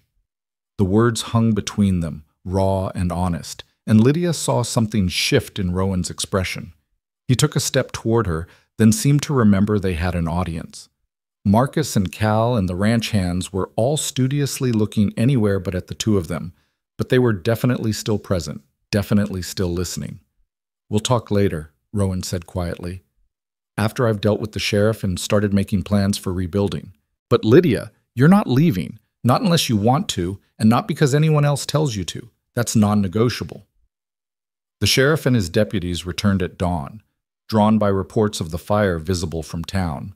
Sheriff Cassidy took one look at the burned barn and swore viciously. This is escalating faster than I'd like, he admitted. The Garson gang has always been opportunistic, but this kind of direct attack, this kind of vendetta, it's new and dangerous. What can you do about it? Rowan asked, his voice flat with exhaustion. I'm putting together a proper posse. Real deputies, armed and ready to track these bastards down before they hit another ranch. But in the meantime, you need to be careful, Blackwell. Keep guards posted, don't travel alone, and for God's sake, keep that housekeeper of yours close. She's proven she can handle trouble, but she's also clearly become a target. They spent the morning giving statements and helping the sheriff's men search for evidence of how the fire had been started. They found traces of lamp oil on the ground near where the blaze had begun, proof of arson, as if anyone had doubted it. The ride into town for Lydia's official statement felt surreal after the long, violent night. She sat beside Rowan on the wagon bench, both of them too exhausted for conversation, and watched the landscape pass in a blur of gold and green and distant blue mountains. Silver Ridge was bustling when they arrived, and the news of the barn burning had clearly preceded them. People stopped on the boardwalks to stare as they passed, and Lydia heard the whispers starting before they'd even reached the sheriff's office. That's her, the one who shot at the Garson gang. Heard she defended Blackwell's ranch single-handed while he was off chasing rustlers. My Tom said she gave the best description of suspects he's heard in 20 years of law enforcement. The tone was different now, Lydia noticed with surprise. Still curious, still speculative, but no longer quite so condemning. It seemed that standing up to outlaws with a rifle earned a woman a different kind of reputation than merely keeping house for an unmarried man. Her statement to the sheriff took nearly an hour. She described everything in precise detail, the four men's appearance, their words, their movements, the shot she'd fired, and why. Sheriff Cassidy took notes in careful handwriting, occasionally asking clarifying questions, and when it was done, he leaned back in his chair with a thoughtful expression. This is good work, Miss Monroe. With this testimony, combined with what we found at the barn, I can issue warrants for the entire Garson gang. Judge Mitchell is in town today. I'll take this to him this afternoon and have paper on them by evening. Will that stop them? Lydia asked. Warrants don't seem like much protection against men willing to burn buildings in the middle of the night. No, but it gives us legal authority to shoot if they resist arrest. And it means every lawman in 3 counties will be looking for them. They'll have to run far and fast, and running men make mistakes. He stood, offering Lydia his hand. You did the right thing yesterday, ma'am. Not many people would have had the courage to stand their ground like you did. I didn't feel courageous, Lydia admitted. I felt terrified. That's what courage is, the sheriff said simply. Being terrified and acting anyway. When they emerged from the sheriff's office, they found a small crowd had gathered outside. At its center stood Sarah Hendricks, her face pale and her eyes red-rimmed, flanked by her brothers who looked profoundly uncomfortable. Mr. Blackwell, Sarah said, her voice shaking. Miss Monroe, I need to speak with you both. Rowan's expression went cold. I don't think we have anything to say to each other, Miss Hendricks. Please. Sarah took a step forward, and Lydia was startled to see what looked like genuine distress on the other woman's face. I heard about the fire, about the attack yesterday, and I need you to know I had nothing to do with it. Nothing. I may have spoken unwisely about your domestic arrangements, but I would never associate with criminals or encourage violence. Your words had consequences whether you intended them or not, Rowan said flatly. You spent weeks telling anyone who would listen that Broken Creek was vulnerable, that I was distracted, that my household was improperly defended. The Garson gang heard that talk and saw an opportunity. So forgive me if I'm not particularly interested in your disclaimers now. Sarah flinched as if he'd struck her. You're right. You're absolutely right. I was angry and jealous, and I said terrible things, and I can't take them back. But I can try to make amends. She turned to address the crowd that had gathered. I want everyone here to know that I was wrong about Miss Monroe. Wrong about her character. Wrong about her intentions. Wrong about everything. She's proven herself to be a woman of courage and integrity, and Broken Creek is lucky to have her. Anyone who continues to spread gossip or make trouble over her employment will answer to me. The silence that followed was absolute. James Hendricks was staring at his sister like he'd never seen her before, and Thomas was nodding slowly, as if something had finally made sense to him. Lydia found her voice first. Why? She asked quietly. Why this change of heart? Because I heard what you did yesterday, Sarah said, meeting Lydia's eyes directly for the first time. How you defended that ranch alone. How you faced down 4 armed men without flinching. And I realized that you're everything I've always wanted to be, but was too afraid to try. Strong, independent, brave enough to make your own way in the world instead of trying to marry into security. Her voice broke slightly. I've been cruel to you because I envied you, and I'm sorry, truly sorry. It wasn't a complete apology. It didn't erase the damage Sarah's gossip had done, or the dangers it had created. But it was honest, raw, in a way that suggested it had cost Sarah considerable pride to make, and Lydia found she couldn't hold on to her anger in the face of such obvious contrition. I appreciate your honesty, she said carefully, and I hope in the future you'll channel your strength into building up rather than tearing down. Sarah nodded jerkily, tears now streaming down her face. I will. I promise I will. And if there's anything I can do to help rebuild the barn, or to make amends in any way, there is one thing, Rowan said, and his voice had softened slightly. You can use your influence in this town for good instead of gossip. You can make sure people know the truth about what happened, about who's really at fault here. The Garson gang terrorized my ranch and my people.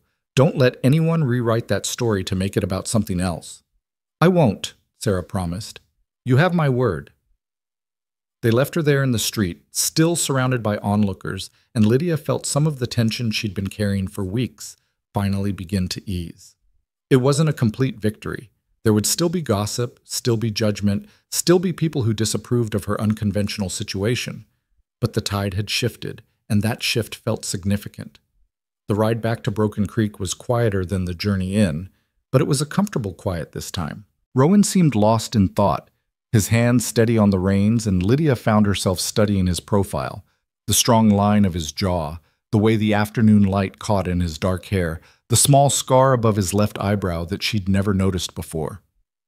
You're staring, Rowan said without looking at her, but there was amusement in his voice.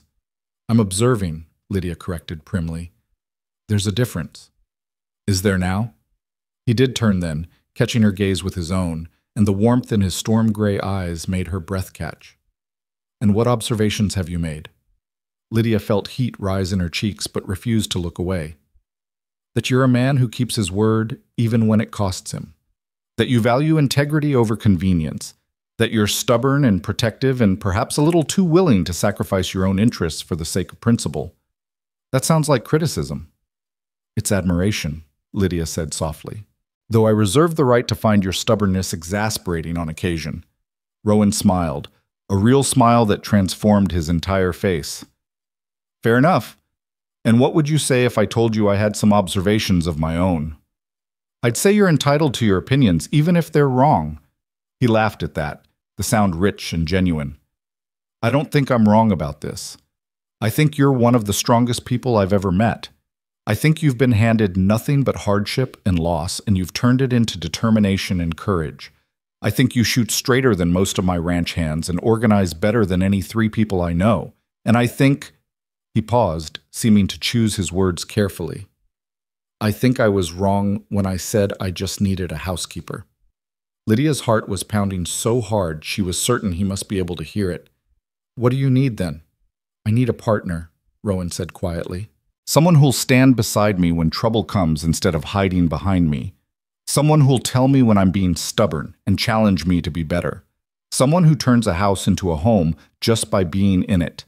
He pulled the wagon to a stop there in the middle of the road, miles from anywhere, with nothing but mountains and skies surrounding them. When he turned to face her fully, Lydia saw something in his expression that made her pulse race, hope and fear and longing all mixed together.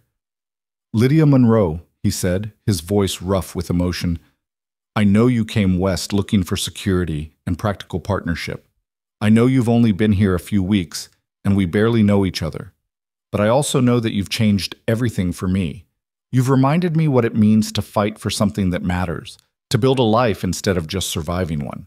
And I'd be honored, more honored than I can say, if you'd consider staying. Not as my employee, as my wife." For a long moment, Lydia couldn't speak, couldn't breathe, couldn't do anything but stare at this man who'd offered her dignity when she'd expected charity, who'd defended her when the whole town condemned her, who'd just proposed marriage in the middle of a dusty road with more sincerity than Charles Porter had shown in 6 months of carefully composed letters. "I came here expecting a practical arrangement," she finally said, her voice shaking. "A marriage of convenience with a man I'd never met. And what you're offering me now is anything but practical, Rowan Blackwell. It's messy and complicated, and we'll probably drive each other mad on a regular basis." She saw his expression start to fall, saw him beginning to withdraw, and she reached out to catch his hand before he could pull completely away. "But it's also real," she continued, holding his gaze.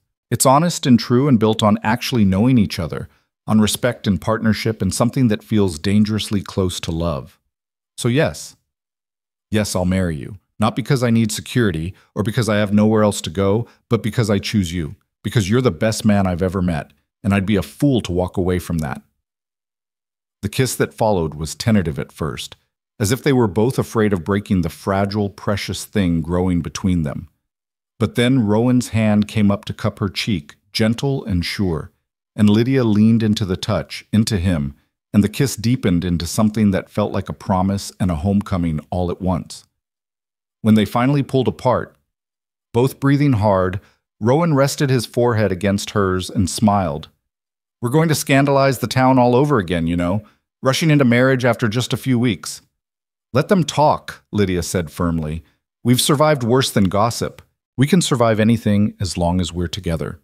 And as they continued the journey home to the ranch that would now truly be her home, to the life they would build together from ashes and determination and unexpected love, Lydia felt something she hadn't felt since before her father died. She felt hope. Not the desperate, fragile hope that had brought her west on a stranger's promise, but solid, certain hope built on truth and tested by fire. She'd come to Colorado as an unwanted bride, discarded before she'd even arrived. But she was leaving that road as a chosen partner, heading toward a future she'd helped create. And that made all the difference in the world. The news of their engagement spread through Silver Ridge faster than the fire that had consumed the barn, and the reactions were as varied as the people themselves. Some celebrated the romance of it all, the mail-order bride who'd been rejected finding true love with the honorable rancher.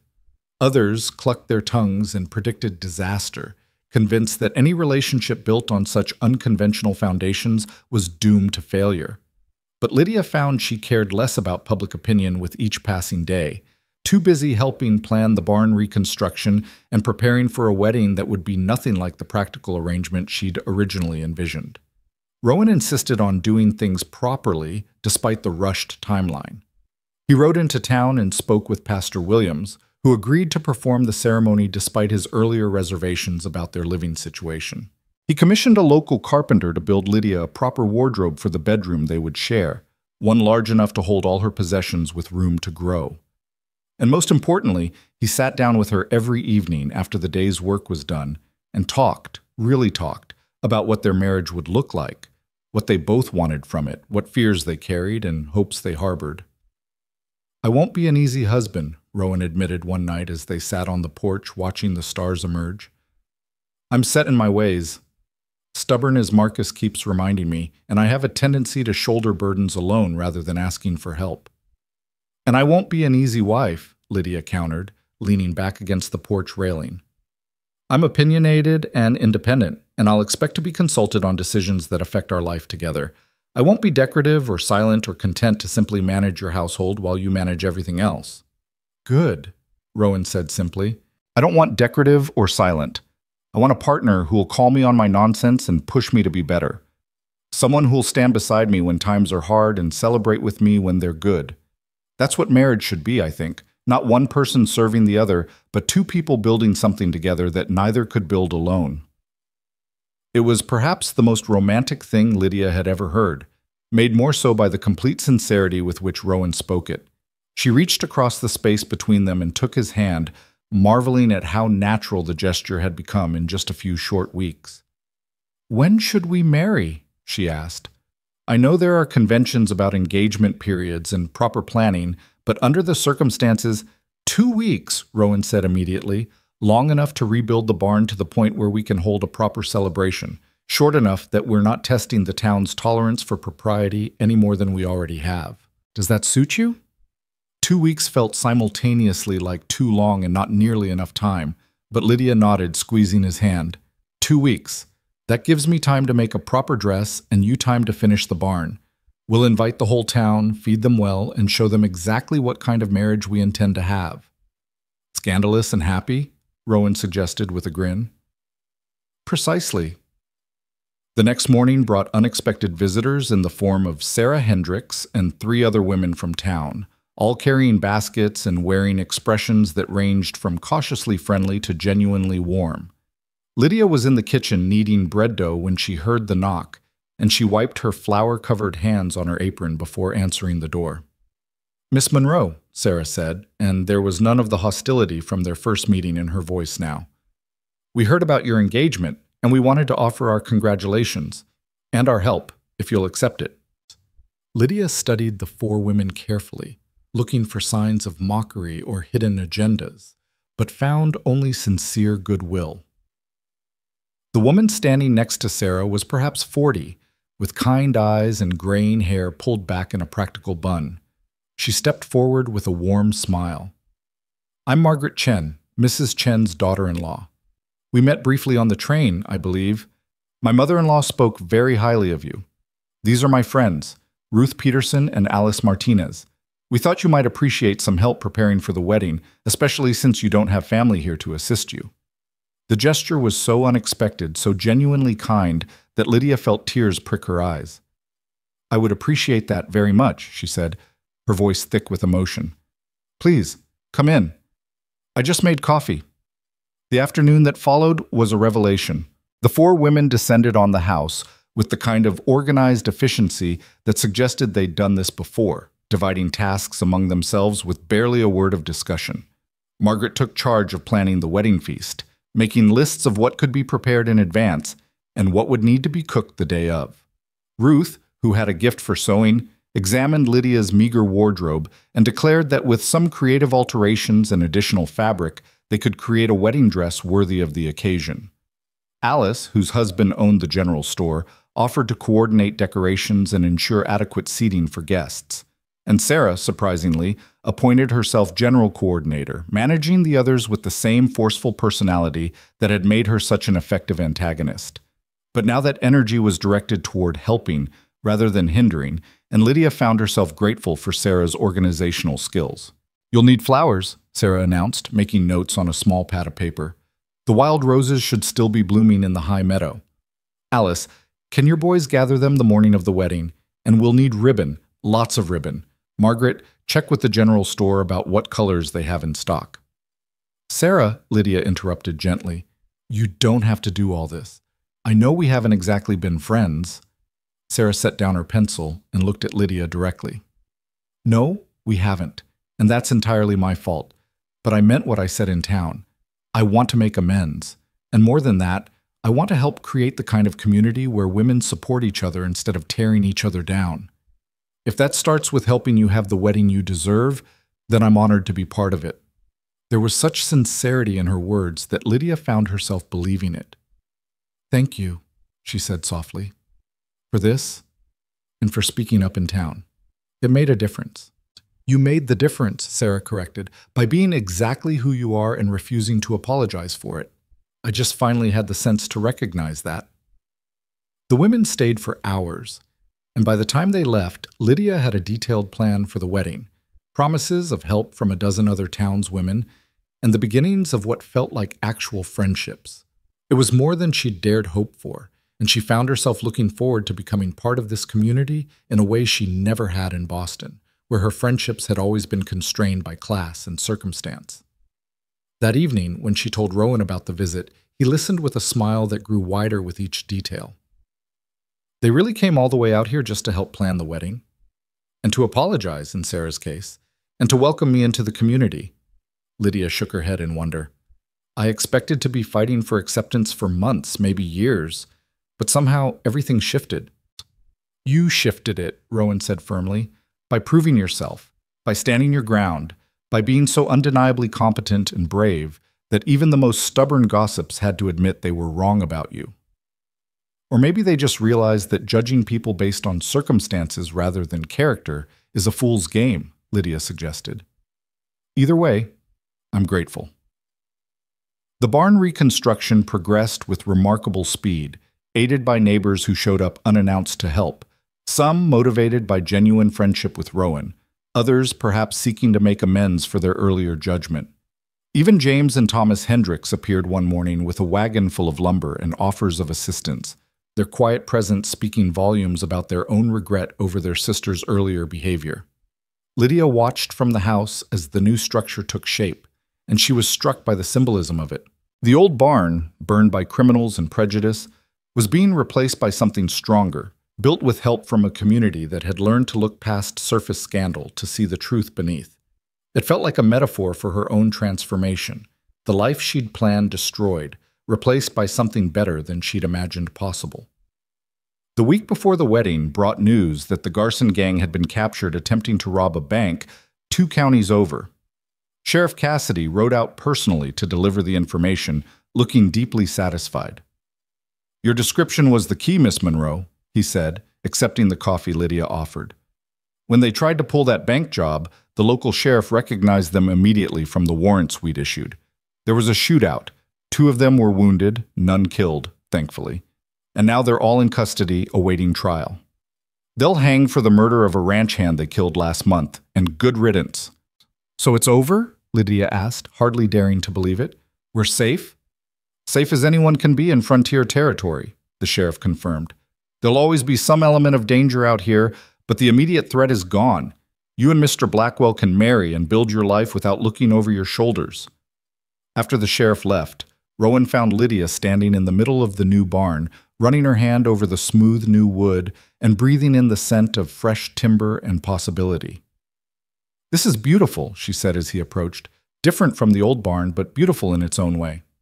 "Better than the old barn," Rowan corrected, coming to stand beside her. "Stronger foundation, better ventilation, more storage.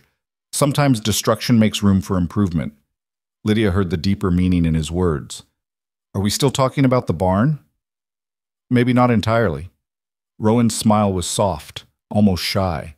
"I've been thinking about what you said, about how the life you planned was destroyed, and I wonder if maybe that's not always a tragedy. Maybe sometimes we need our plans destroyed so we can build something better." "Philosophy from a rancher," Lydia teased gently. "Who would have thought?" "I contain multitudes," Rowan said with mock solemnity, then grew serious again. "I mean it, though. If Charles Porter had kept his word, you'd be stuck in a loveless marriage with a weak man, managing his store and probably being undermined by his sister-in-law at every turn. Instead, you're here, with me, building something real." "I know," Lydia said softly. "I thought the same thing myself. I was so angry when I first arrived, so hurt by the rejection, but now I'm grateful for it. Charles Porter did me a favor by showing his true colors before we were bound together. He cleared the path for something infinitely better. The wedding day dawned clear and bright, one of those perfect Colorado mornings where the sky seemed impossibly blue and the air carried just enough crispness to be refreshing without being cold. Lydia woke early in her small bedroom, the last morning she would sleep there alone, and allowed herself a moment of quiet reflection before the chaos of the day began. She thought about her mother, who would never see her married. She thought about her father, who would have loved Rowan's straightforward honesty and strong work ethic. She thought about the young woman who'd stepped off the train just over a month ago, heartbroken and humiliated, with no idea what the future held. "I made it, Mama," she whispered to the empty room. "I made it through the hard part, and I found something worth keeping. I hope you can see that, wherever you are. I hope you're proud." The knock on her door announced Margaret Chen's arrival, followed shortly by Ruth, Alice, and Sarah, all carrying baskets and boxes and chattering with excitement. They descended on Lydia like a benevolent whirlwind, helping her bathe and dress, arranging her hair in an elaborate style that was somehow both elegant and practical, pinning the veil Ruth had made from delicate lace that had belonged to her grandmother. The dress they'd created together was simple but stunning. White cotton with delicate embroidery at the collar and cuffs, fitted at the waist and flowing to the floor in clean lines that suited Lydia's figure. It wasn't the elaborate gown she might have worn in Boston, but it was perfect for a frontier wedding, practical enough that she could wear it again for special occasions, but special enough that she felt beautiful when she looked in the mirror. "You look like you belong here," Sarah said softly, meeting Lydia's eyes in the reflection. "Not like an Eastern lady playing at frontier life, but like a woman who's found her place. It suits you." "Thank you," Lydia said, and meant it deeply. "For everything. For this dress, for your help, for your friendship. I know it wasn't easy for you to change your opinion of me."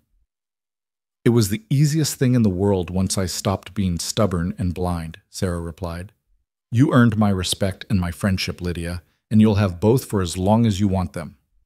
The ceremony was held in the new barn, transformed for the occasion with wildflowers and ribbon and rows of benches borrowed from the church. Nearly everyone from Silver Ridge had come, along with ranchers from neighboring properties and friends from as far as Denver. The crowd was larger than Lydia had expected, and she felt a flutter of nerves as Margaret led her to the entrance. "Ready?" the older woman asked gently.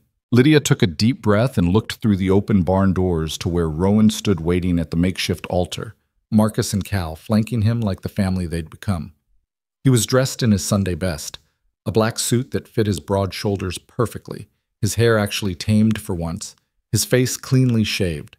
But what struck her most was the expression on his face when he caught sight of her, wonder and joy and something that looked very much like love. "Ready," Lydia confirmed, and stepped forward into her future.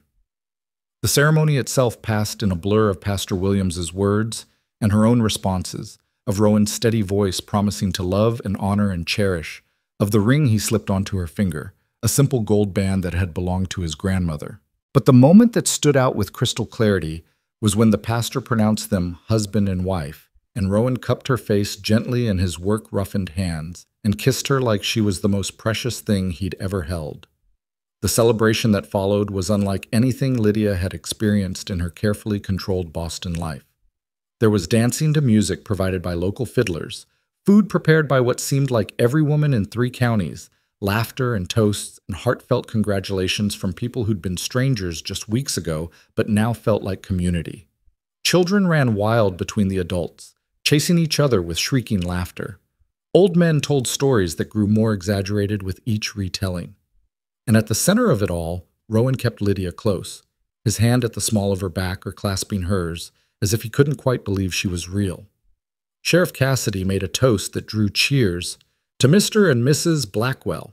"May your marriage be as strong as your barn and your love as enduring as these mountains. And may you never again have to face down outlaws in your night clothes." Even Charles Porter's absence was noted and turned into humor. Thomas Brennan, who'd closed the general store to attend, raised his glass and declared, "To Charles Porter, the biggest fool in Colorado territory who let a good woman slip away and gave a better man the chance to win her. May he spend the rest of his days regretting his cowardice." The crowd roared approval, and Lydia found herself laughing despite the impropriety of toasting the man who'd rejected her at her own wedding. But there was no malice in it, no bitterness. Charles Porter had become a punchline, a cautionary tale, while she'd become something far better. A woman who'd turned rejection into opportunity and built a life that was authentically hers. As the sun began to set, painting the mountains in shades of gold and crimson, Rowan pulled Lydia away from the celebration and led her up the hillside behind the house to a spot that overlooked the entire valley. Below them, the party continued, music and laughter drifting up on the evening breeze. Above them, the first stars were beginning to emerge. "I have something to show you," Rowan said, and there was an excitement in his voice that made Lydia curious. He led her around the hillside to where a foundation had been laid, new stone and timber marking the corners of a structure that didn't yet exist. "What is this?" Lydia asked, though part of her already knew. "Our house," Rowan said. "The ranch house down there. It served me well, but it's a bachelor's house built for function rather than family. I want to build us something new, something we design together that fits the life we want to have. Big enough for the children I hope we'll have someday, with a library for your books, and an office where we can manage the ranch business together. A real home, Lydia, built on purpose, not accident." Lydia walked the perimeter of the foundation, taking in the scope of what he was proposing. It was larger than the current house, situated to take advantage of the morning sun and the valley views. She could already imagine it. Windows flooding rooms with light, a porch where they could sit and watch the seasons change, children's laughter echoing through halls that didn't yet exist. "When did you plan this?" she asked, her voice thick with emotion. "I started thinking about it the day you shot at those men," Rowan admitted. "Watching you defend something that wasn't even yours yet with such fierce determination, I knew then that I wanted you to have a home worth defending, a place that was truly ours, built from the ground up with intention and care." Lydia turned to face him. This man who'd offered her dignity when she had nothing, who'd defended her against public opinion, who'd proposed marriage on a dusty road, and was now promising to build her a house on a hillside. "I don't need a grand house to be happy, Rowan. I just need you." "I know," he said, pulling her close. "But you deserve both. You deserve everything I can give you, Lydia. A home, a partnership, a life built on love instead of convenience. Let me give you that. Let me spend the rest of my life trying to be worthy of the gift you've given me just by choosing to stay." They stood there in the gathering darkness, wrapped in each other's arms, and Lydia felt a peace settle over her that she'd never experienced before. This was where she belonged. Not because circumstances had forced her here, not because she'd had no other options, but because she'd chosen it. She'd chosen Rowan, chosen this ranch, chosen this community, and they'd chosen her in return. The years that followed proved the foundation they'd built together was as strong as the one Rowan laid for their new house. They moved into the completed home 18 months after their wedding, a celebration in itself that drew the same community that had attended their marriage. By then, Lydia was 6 months pregnant with their first child, and she supervised the furniture arrangement from a rocking chair Rowan had insisted she use, her hands resting on the swell of her belly where their daughter kicked and tumbled. The ranch prospered under their joint management. Lydia's gift for organization and numbers complemented Rowan's practical knowledge of cattle and land, and together they expanded the operation, adding new pastures and diversifying into horse breeding. Marcus and Cal became more family than employees, with Marcus eventually marrying a widow from town and Cal taking over as head foreman when age finally slowed the older man down. Sarah Hendricks became one of Lydia's closest friends, the two women discovering they had more in common than either had initially realized. Sarah eventually married a surveyor who came through town and fell in love with both her and the land, and their children grew up playing with Lydia and Rowan's growing brood. The town of Silver Ridge grew as well, evolving from a rough frontier settlement into a proper community with a school, a library that Lydia helped establish, and a reputation for welcoming newcomers rather than judging them. Lydia became known not as the mail-order bride who'd been rejected, but as the woman who'd faced down the Garson gang and helped build one of the most successful ranches in 3 counties. She taught Sunday school, served on the town council, and eventually wrote a series of articles about frontier life that were published in Eastern newspapers, giving her a modest fame she'd never sought but used to advocate for women's education and opportunities. But perhaps the sweetest vindication came 5 years after Lydia's arrival, when Charles Porter returned to Silver Ridge with his wife. his late wife's sister, who turned out to be exactly as managing and difficult as Rowan had predicted. They attended church one Sunday, sitting stiffly in a back pew while Porter avoided everyone's eyes. Lydia, sitting with Rowan and their 2 children in their usual spot near the front, caught sight of them and felt nothing but pity. After the service, she approached them with genuine kindness. "Mr. Porter, Mrs. Porter, welcome back to Silver Ridge. I hope you're both well." Charles couldn't meet her eyes, but he mumbled something that might have been a greeting. His wife, however, looked Lydia up and down with barely concealed bitterness, taking in her fine dress, her healthy children, the way Rowan stood protectively at her side, the respect with which other churchgoers greeted her. "I see you've done quite well for yourself," the woman said, her voice tight. "I've been very fortunate," Lydia agreed, choosing to interpret the comment charitably. "This community has been welcoming and generous. I hope you'll find it equally so." She meant it sincerely, but she also knew the truth. Charles Porter would never find in Silver Ridge what she'd found, because he'd never learned the fundamental lesson that had saved her. That sometimes the worst thing that can happen to you is actually the best thing, if you're brave enough to see the opportunity hidden in the disaster. That being rejected can be the first step toward being chosen by someone better. That the future you think you want is sometimes just a pale shadow of the future you deserve. 10 years after Lydia stepped off that train expecting one future and finding another, she stood on the porch of the house Rowan had built for her and watched the sunset over the valley that had become her home. Her oldest daughter was inside practicing piano, the music drifting through the open windows. Her son was in the barn with Rowan, learning to care for the new foals. Her youngest was asleep on her hip, tiny fingers clutching her collar. Margaret Chen had been right all those years ago on the train. Lydia had never met Charles Porter before agreeing to marry him. But she'd met Rowan in an alley at her lowest moment, and from that meeting had grown something more valuable than any carefully planned arrangement could have produced. She'd found not just a husband, but a partner. Not just a home, but a purpose. Not just survival, but a life worth living.